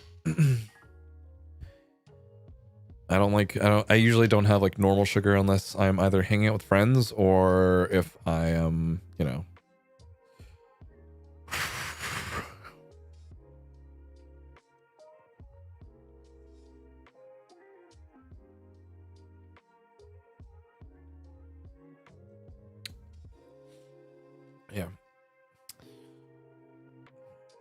Thoughts on Pilk? I think I'd rather not. Actually, have to read or / watched Which Hat Atelier? I want to watch it. I've read it, but I want to watch it at some point. I also kind of want to watch the dub because it's surprisingly really good from what I've seen of clips. So who knows?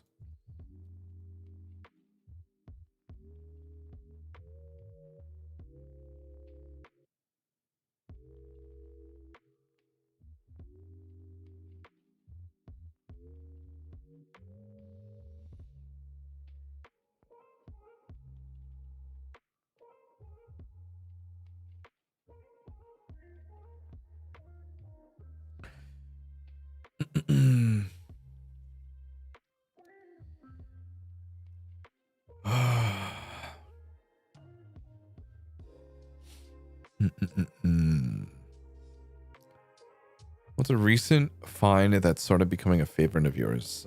Be it a song, snack, / drink. I've been unironically really enjoying Monaka ice cream bars.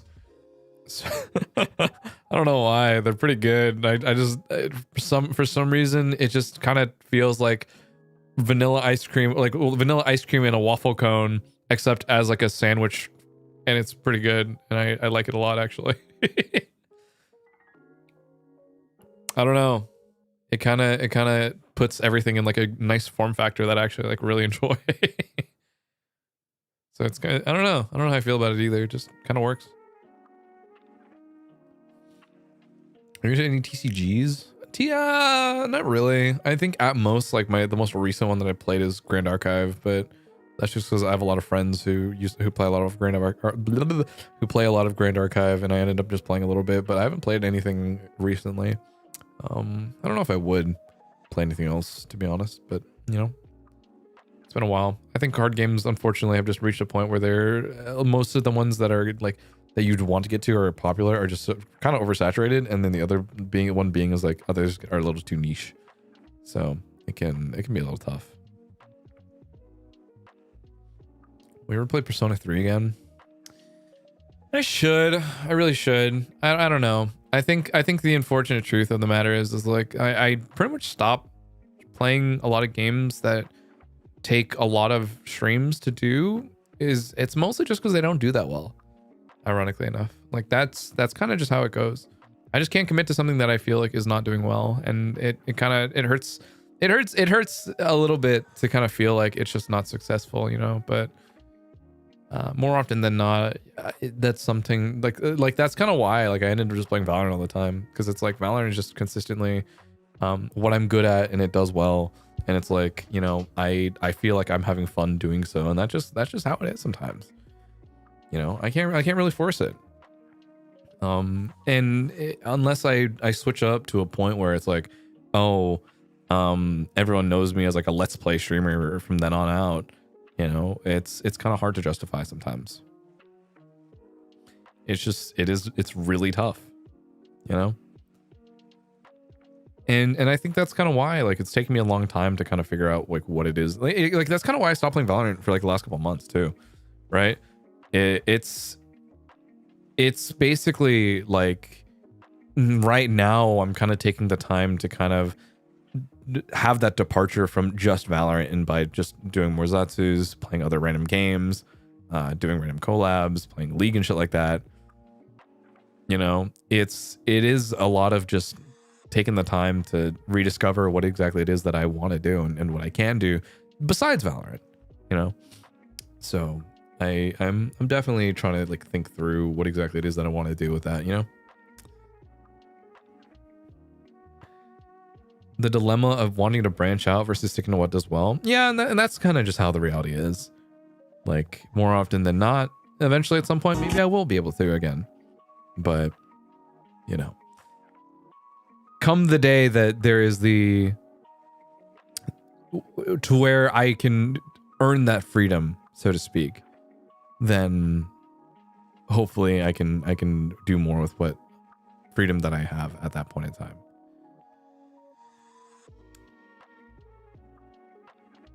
So yeah. It just means I have to do more work now, you know? I gotta make sure that I can. The more effort that I put in now to do other things and to slowly branch out in that way, then maybe we'll be able to.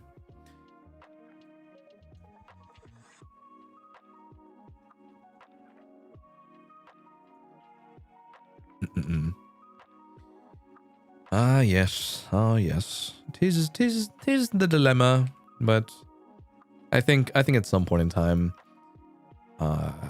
you know, I think everyone kind of does get that at some point, you know. At some points, I would be able to just fuck around and do whatever I want. Harder today so that tomorrow's easier type shit. Exactly. Yeah, I don't know. At some point in time, if the Persona 4 reboot pulls up,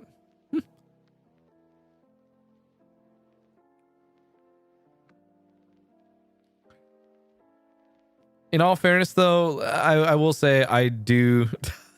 I Persona 4 has a much more prominent role in my childhood, more than P3 and P5, for example. But Persona 4 for me was like a big one. I will say, like, what Persona 4 Golden is a game that is like one of my all-time favorites, you know. So it's you know, it come the day that it does come out, then who knows? Maybe I will do that marathon and then actually try to finish the game.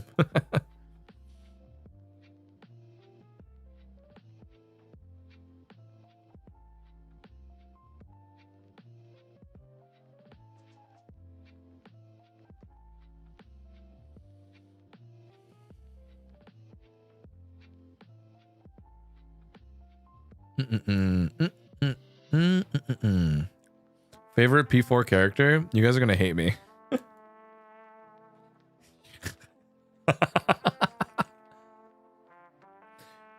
You guys, who do you think it is?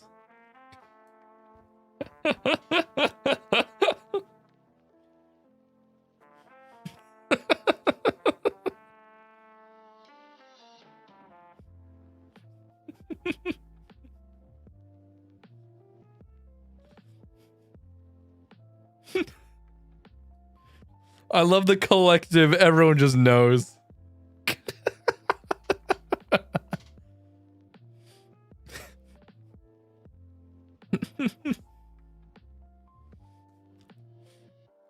I don't even think I need to say the name.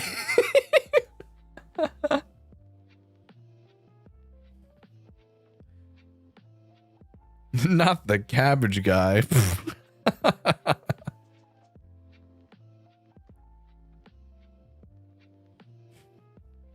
Not the cabbage guy. Nah. I mean, if we're also talking like specifically other like Persona characters that I really like, ironically enough, I actually really like it. Okay.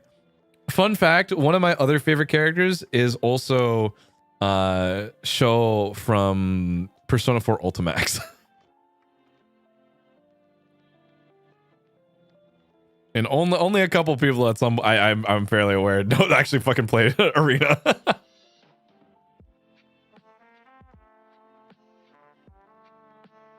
Yeah.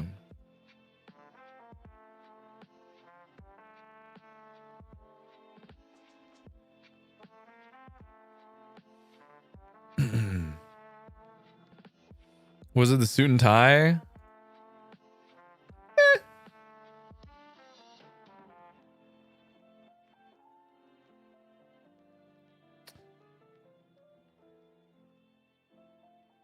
I will say, I think it was more so because what was it?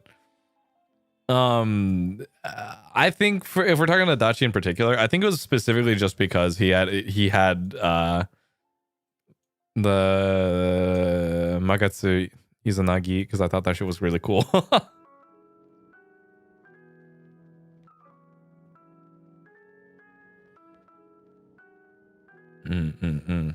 Thoughts on Akechi?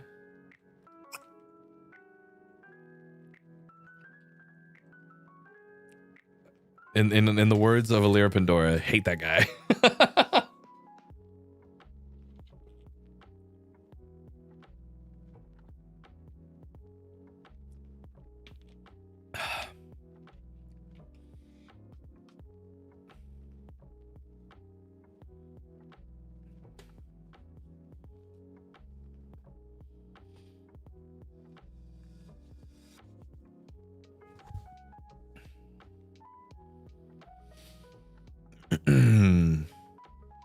Yeah, I don't know. It's been a long time. I remember it was a fun fact. I literally only got a PSP specifically to play P4 Golden because I had played Persona 4 on the PS2 originally.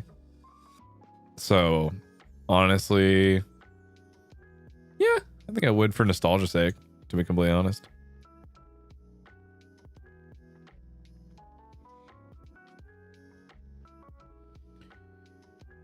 On a scale of 1 to 10, how much of an edgelord were you?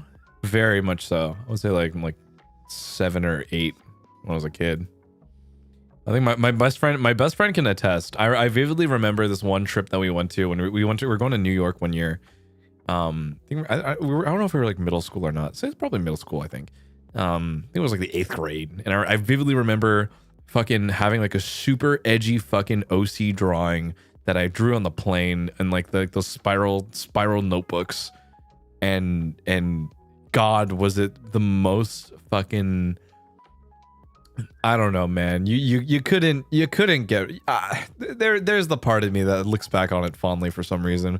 And I do, in a way, would I want to bring that character back at some point in time? I don't know. But God, was it, thinking back on it, it was cringe. It was really cringe because I vividly remember just my best friend kind of like looking at me just like, dude. And I was like, yeah, you're right.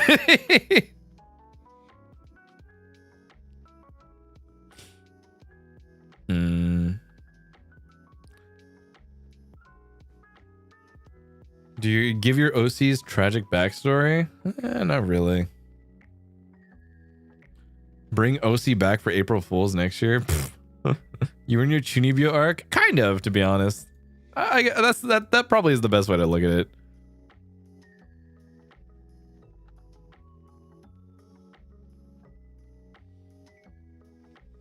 That is a peak childhood memory from there. Oh my God. I have so many like random stories from that year now that I think about it. Like 8th grade, that New York trip was a fucking, that shit was fucking crazy.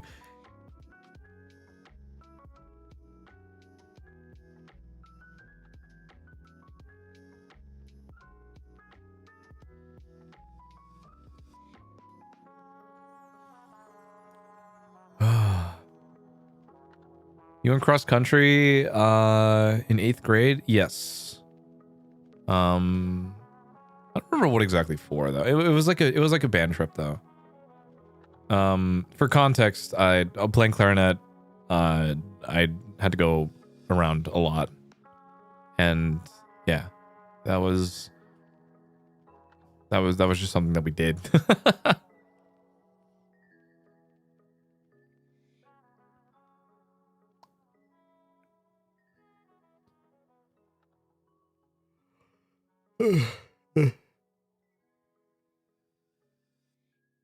Punishment to the best friend play? Oh, he also play clarinet. We both play clarinet.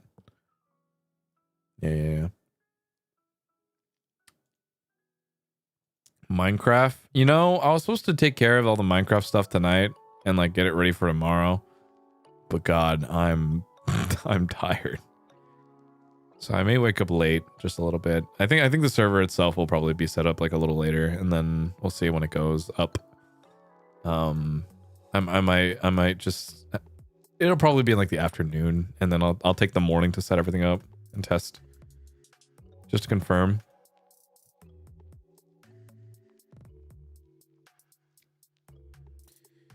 I think I mostly just want to take a shower right now though, I'm not gonna lie.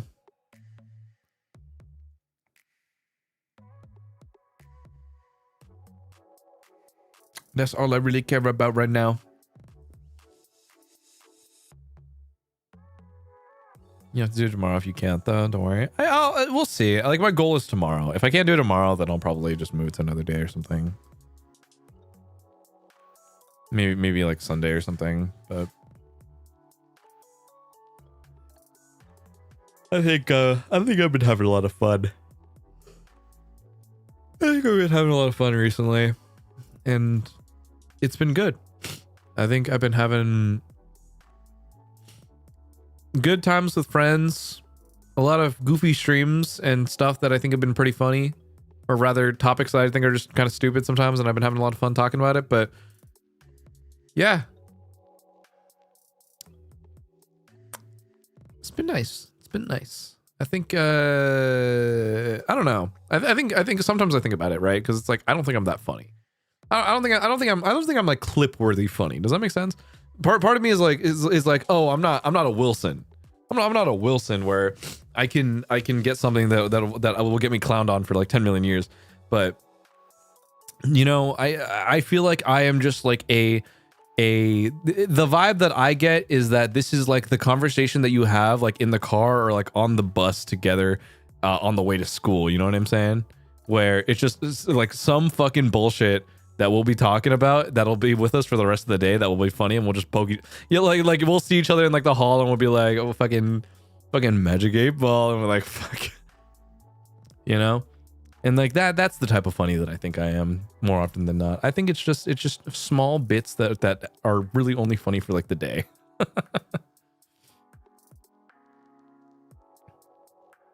Kitchen conversation during a party type shit. Exactly. I think that's the fun of it, you know. I think it's easy to, you know. I think it's easy to just have a good time in its entirety, so to speak. So I think it's good to have this like strangely encapsulated humor that that works for a stream, you know. What's the appeal though? It feels more intimate, I guess. And to a degree. To a degree. I don't know. I feel like I'm like more intimate in like members usually, but I also complain a lot in my members. But I don't know. Member testimonial, please. I don't really. I don't know what the fuck I'd be saying half the time. Sometimes members. I don't know what happens. Everyone just tells me that they're every time I look at Twitter, everyone's just like, I'm fucking crying. Oh my god, I'm crying, and I'm like, what did I do? Like, I really think it's so funny. Anytime I'm just like, I see it, I'm just like, what?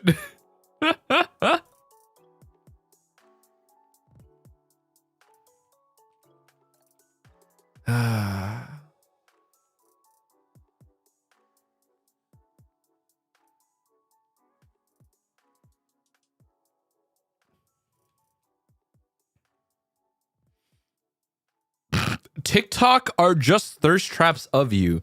Dead ass? Celeste, thank you for gifting the 5. You're a gifting the 5. What the fuck? For real though, I cry 8 out of 10 members. Fuck, my bad. It's real, guys. First time I remember I cried. Goddamn. What can I say? Hey, what the fuck do you mean members or TikTok is just thirst trap of me? Executing with the 5 gifted as well. Whoa, hey, I want to be a knower. I want to be a knower about what the fuck people are posting on TikTok about me. Yo, what the fuck I do? Who's posting thirst traps of me? What the fuck? No, I need to know. Gabby, think of the 5 gifted. Could you? Oh, could you think of the 5 gifted? Curse Grimbo, think of the 5 gifted. What the fuck? Right, think about the member. What the fuck, guys? They post thirst traps of you on TikTok? Wait, I genuinely want to see what like, can someone who runs those like thirst trap TikTok accounts also just post one on Twitter just so I can have the chance of seeing it? Because like, I'm so curious now. I need to know. I need to know what this entails because I'm so. Back in the day, every member you made us cry. It's more silly haha moments on us to me. I think the 5 gifted as well. Yellow Puffer for something with 8 months. They have thirst traps of wife. Even think of the 28 months as well. Oh my god, it's been a bit. It's been a bit. Don't worry about it. Why I no get that kind of TikTok? Fuck if I know. I see those on Twitter as well. Not as a TikTok haver. What? I'm moots with some of them. Oh my god. Daily Club Puppy, think of the 5 gifted. Nah, stay out of those thirst traps, wife. How to get think of the 21 months. I'm just so curious, man. You know, I'm thinking of the 5 gifted as well. Holy shit, how many of you guys this feels coordinated. Bro, don't need to be a knower. You know what? For some things are better off left in the unknown.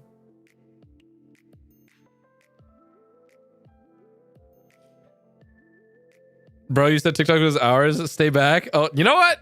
Oh, true. Me, I think of the 25 months. Kimi Jen, think of the 10 gifted. Oh my god. No, you know what? I can respect it. You know, you're right. Let's degrees of separation. You guys can keep TikTok, and I will keep my. I will stay back a little bit. And start thinking of the 5 gifted as well. God damn. Brad, think of the 5 gifted. How many? Whoa. This is a lot of people who are gifted now. Holy shit. Guys, I need this. Please. My mom goes. Yo, why the fuck you laughing? I see you on stream, bruh. You're not even that on Twitter that much.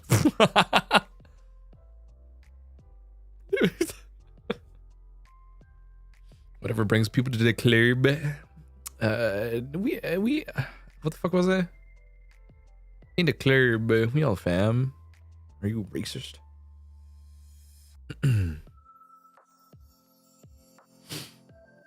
Udi, thank you for the super. Hi Claude, sorry this is late, but amazing job on the character stream. Your vocal range is insane. You just break through the limit and shift gears so effortlessly. That smoky emotional tone is truly one of a kind. That is probably the most descriptive compliment that I've had in a while.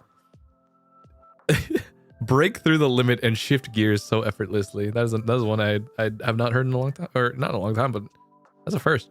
Favorite thing that one gifted and Aerotron thing that 5 gifted. I don't know. That's an interesting way to put it, I guess. God, singing's hard, man. Remembering lyrics is hard. Reading lyrics is also hard. I haven't sang in so long.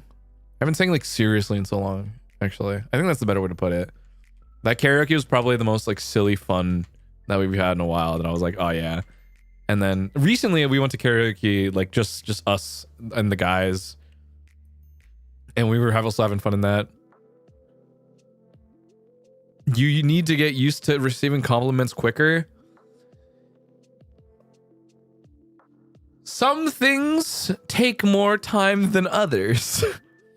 And some things will take, maybe we'll get there one day. Ladies.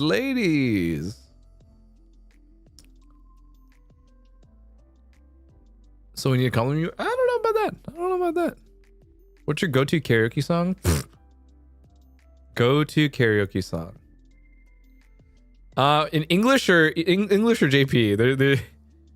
I'm still trying to. Even I don't know actually.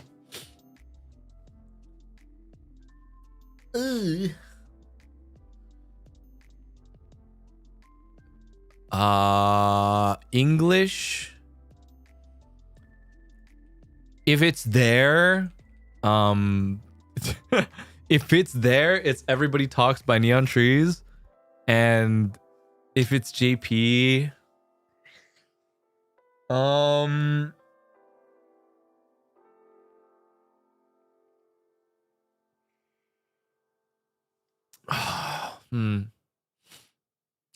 Honestly, it's probably like Shadoru, most likely. Shadoru is just kind of easy to sing sometimes, even though I fucking despise the head voice shift all the time. But I kind of just accept it for what it is.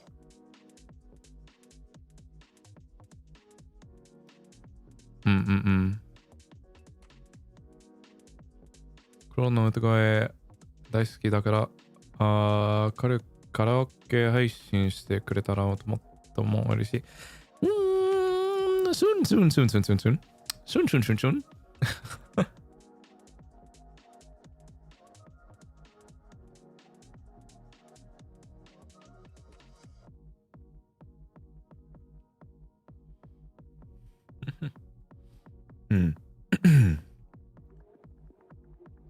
Yeah, Shadoru. I'm trying to think of like other songs that I've sang in a while. I haven't sung in a while. Now that I really think about it.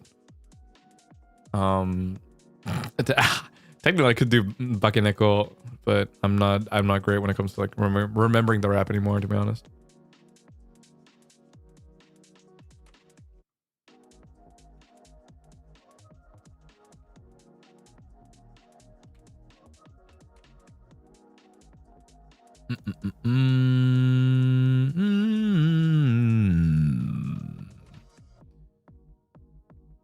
I love you singing Pretender from the last character stream. You're very your beautiful high notes. Okay, I want to call it beautiful high notes. I want to be honest. The beautiful high notes is a very far cry, to be honest. I was dying that day. Cause I haven't I don't think you understand how fucking exhausted I was, that the number of times I'm like, help me guys. Only because I was like, I am running out. I'm running out of steam here, guys.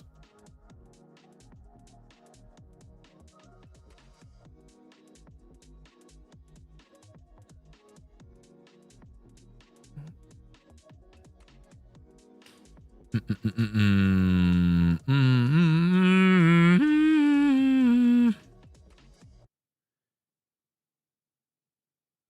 think it would sound great singing Hitorimbo Envy. I haven't heard that song in like a long time. What was it? Sa anyo anyo ko tsuyoi de te o tatte ananaratata. God, I haven't heard this song in like ages, dude.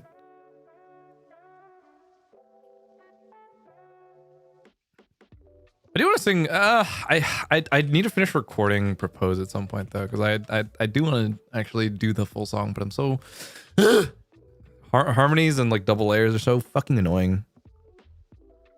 I'm not built for this, man. I'm not built for this. This is why I cheat and just make artificial harmonies all the time.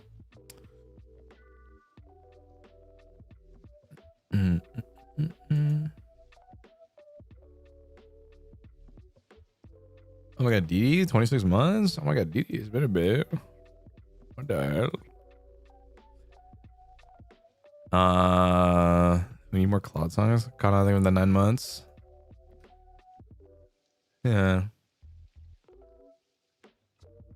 I crave more singing. I'm still here, dog. My man.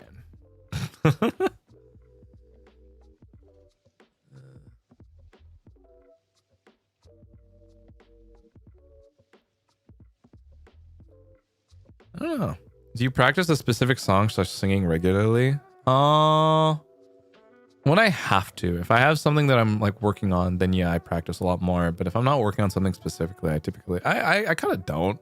I like to just give myself the vocal rest, because usually if I'm not singing, then I have to talk a lot, and if I have to talk a lot, then I still need the rest, if that makes sense. So I typically I don't practice nearly as much as I should, if I'm going to be honest. But when it comes like to, I have a song that I really need to record and I need to practice for it, then that's when I start doing a lot more stuff. Is our playlist up to date? I haven't updated in a little bit. What do you think of the 12 months, and Philly think of the 16 months? Yeah, no, there's stuff that I haven't updated yet in a while. I should probably get around to that.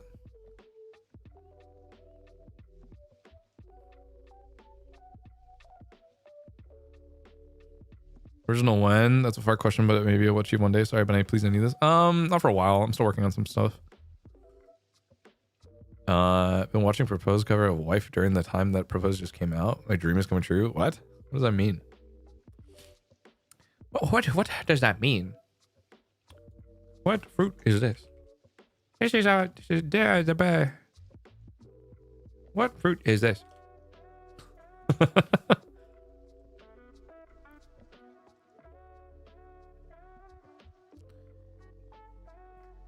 Do you have a song that you used to benchmark / challenge yourself vocal range?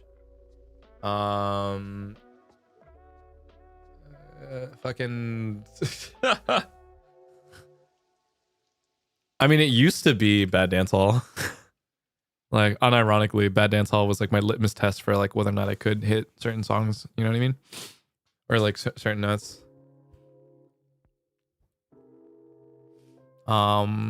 I mean, I think about it now.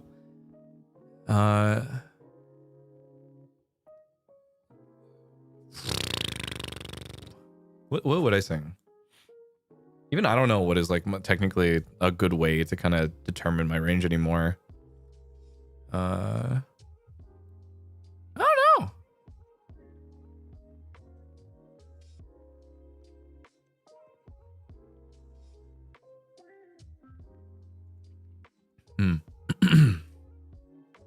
Do you know Genie Answers for those who are just starting to learn to sing?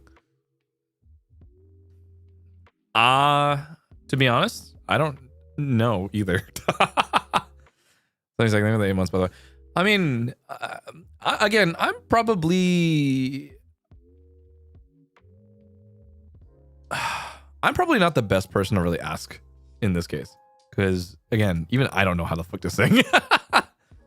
I think that is the unfortunate truth.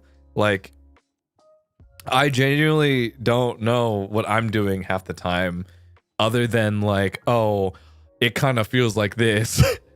Oh, I can make notes come out like this, and I change the way that my mouth shape is for some things to achieve certain things. You know.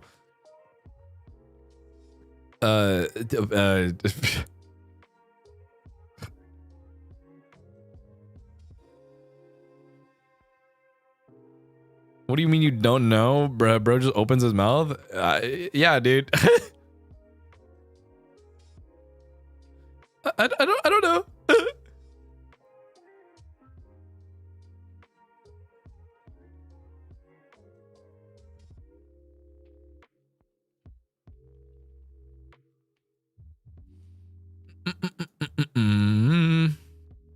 He says you don't know, he's lying, but I don't. I really don't.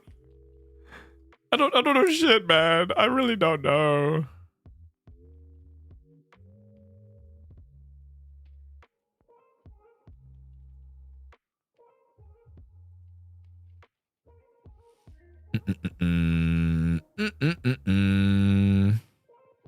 Experiment with noise, but don't string chords. That's pretty much like end all be all, yeah. I don't know, man. I think it kind of is just like, oh, can I hit this note? Okay. Can I, if I did hit the note, did that feel good? If it didn't feel good, I'm not gonna do that again. Can I hit the note below it and still feel good? Oh, I can. All right, cool.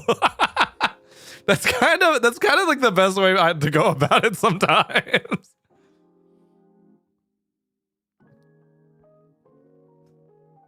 Yeah, like I don't know, man.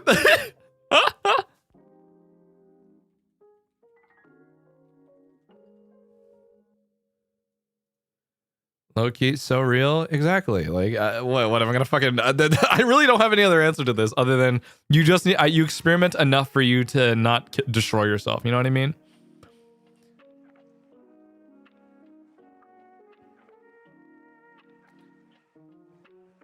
God. If I have to fucking, I'm really just thinking about that fucking that last. What the fuck was it in Pretender? What note was it? Even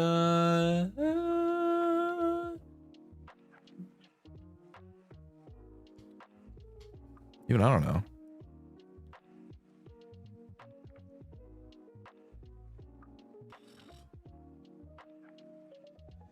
My dream is to learn how to scream. I've lost it over the years, to be honest. I was able to do it like years ago, but I can't do it anymore.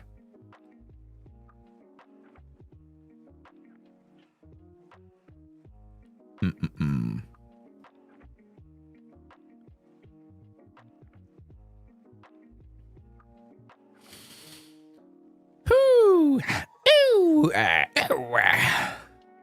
you think you can do scream in Ghost Roll? In Ghost Roll?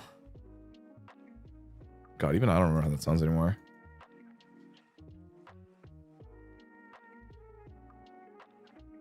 Honestly, speaking of Ghost Roll, I actually really like that album, by the way. Like, I really like Reversible Campaign. I really like Human was also pretty good. Like everything in the Ghost album was pretty good.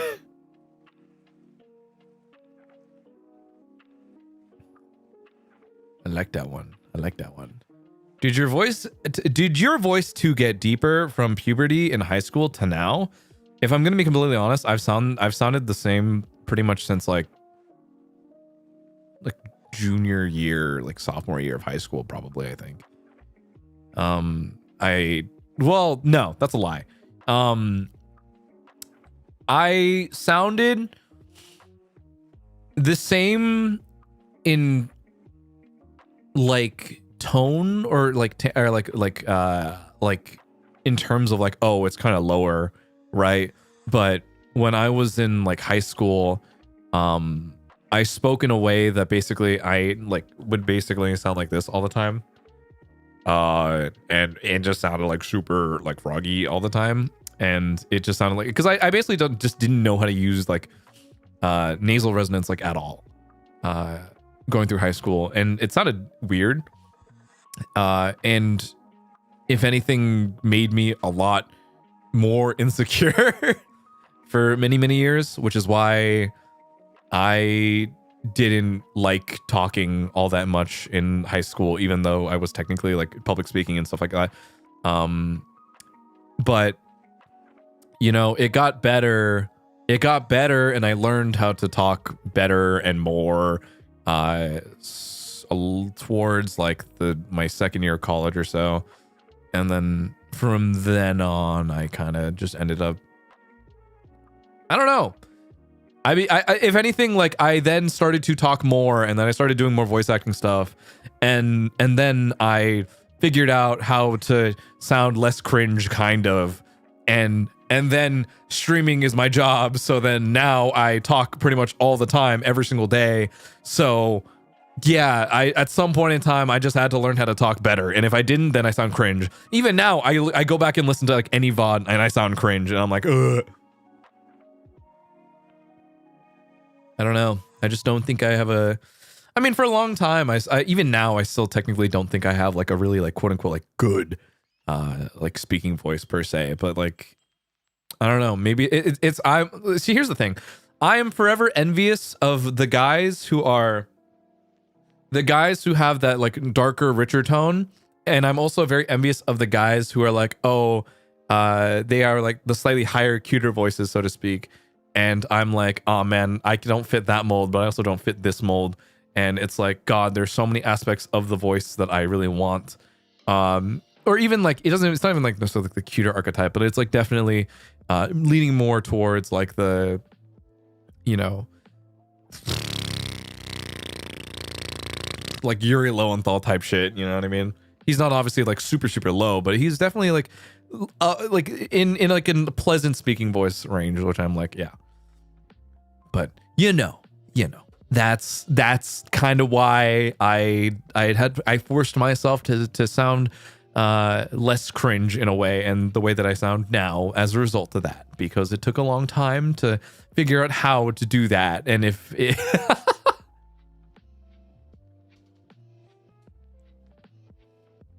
yeah.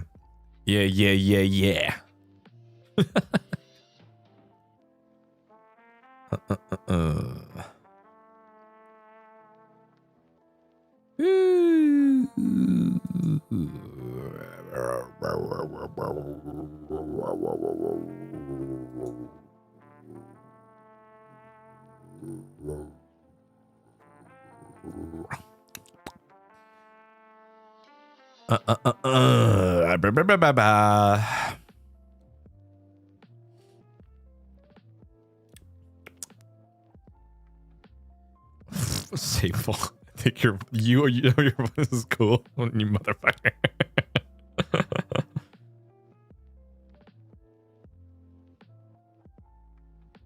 Yeah, I don't know, man. Ha.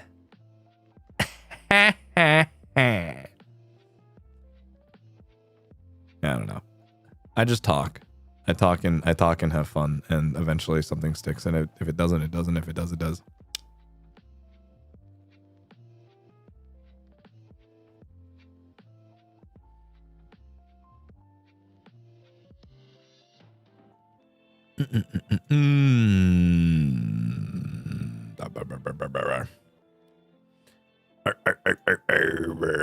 I'm now unfortunately going back down my Vocaloid rabbit hole.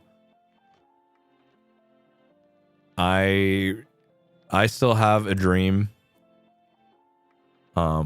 where I gather a bunch of friends and we recreate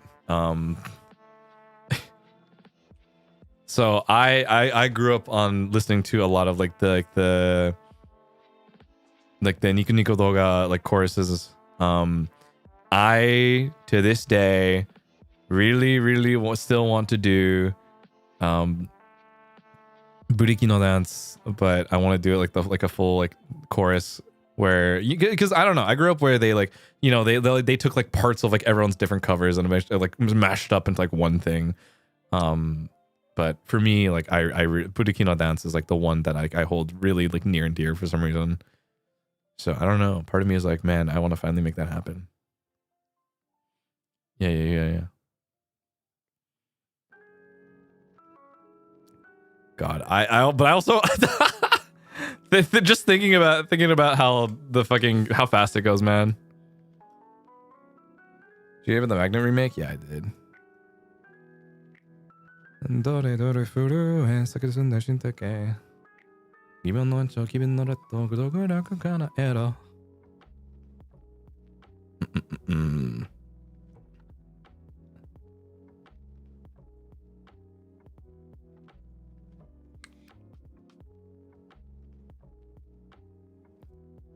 God, even thinking about the chorus, I'm just like, dude, that shit is fast as fuck.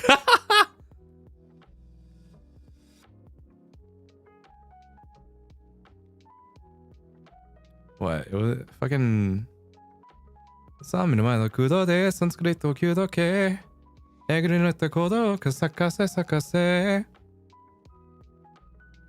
Yeah. You're gonna stream where you just hum while you clean your room or something? I don't know, man. Probably.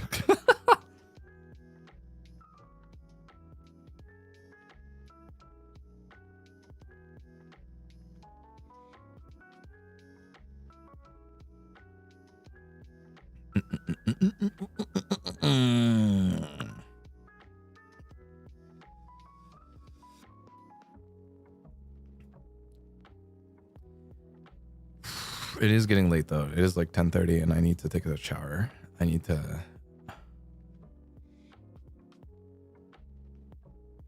gotta take that shower, man.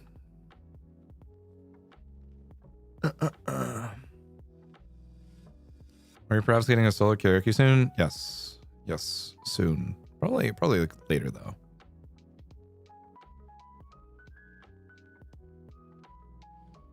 I need nighttime routine. Yeah, I don't know. I think I'm probably gonna have to move the Minecraft thing to like probably the weekend because I think I do need to like figure out the logistics tomorrow and see if I can, and then I'll make a waiting room for when it is. If I happen to just be able to do it tomorrow, then I'll do it tomorrow. But I'll need to figure out the logistics when I can.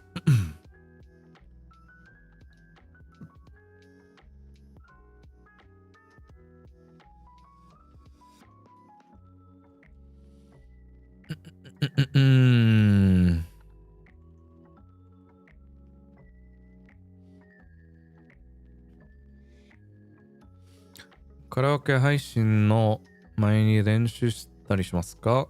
そうですね。練習した。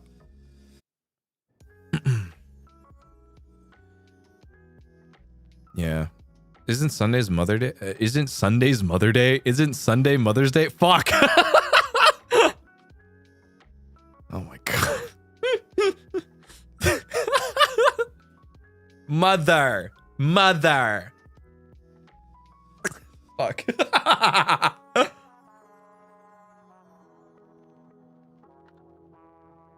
God damn it. You forgot? Yeah, sorry. I just don't do holidays sometimes. Mother, father, mother, boy. Ooh.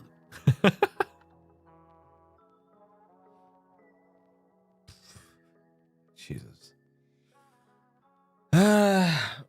Well, I still want to uphold my end of the bargain to do Minecraft though. So I'm like, fuck. So I'll figure it out in a bit.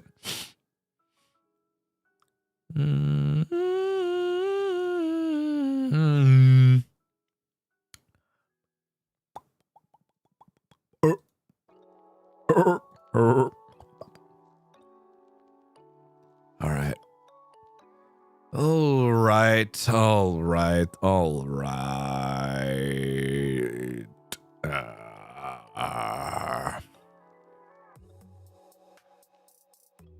Okay.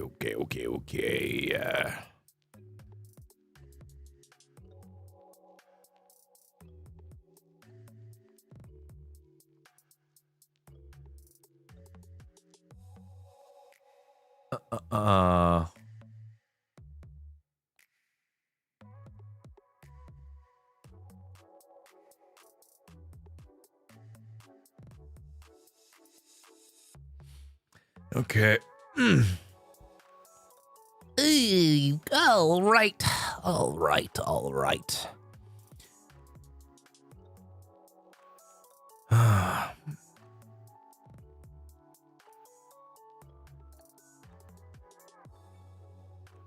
What the fuck was I gonna do? I don't remember. I don't remember end stream anymore, man. I feel like I just don't know how to talk my way to the very end.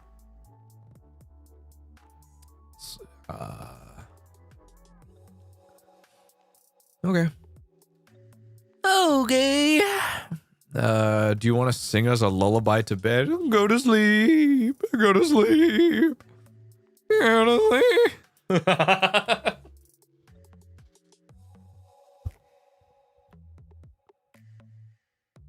Let me come and think with that super. Oh my god.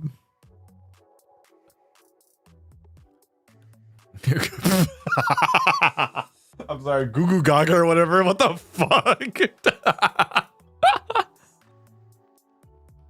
Dude, holy. What a fucking message.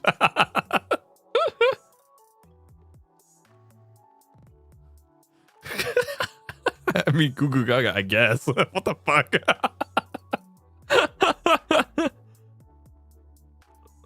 Jesus. Now that's deep. Uh-oh. Jesus fucking Christ. Okay, all right. I'll maybe see you guys tomorrow. I'll let you guys know. I'll make a waiting room if I do have everything set up in time. Yeah, thanks guys.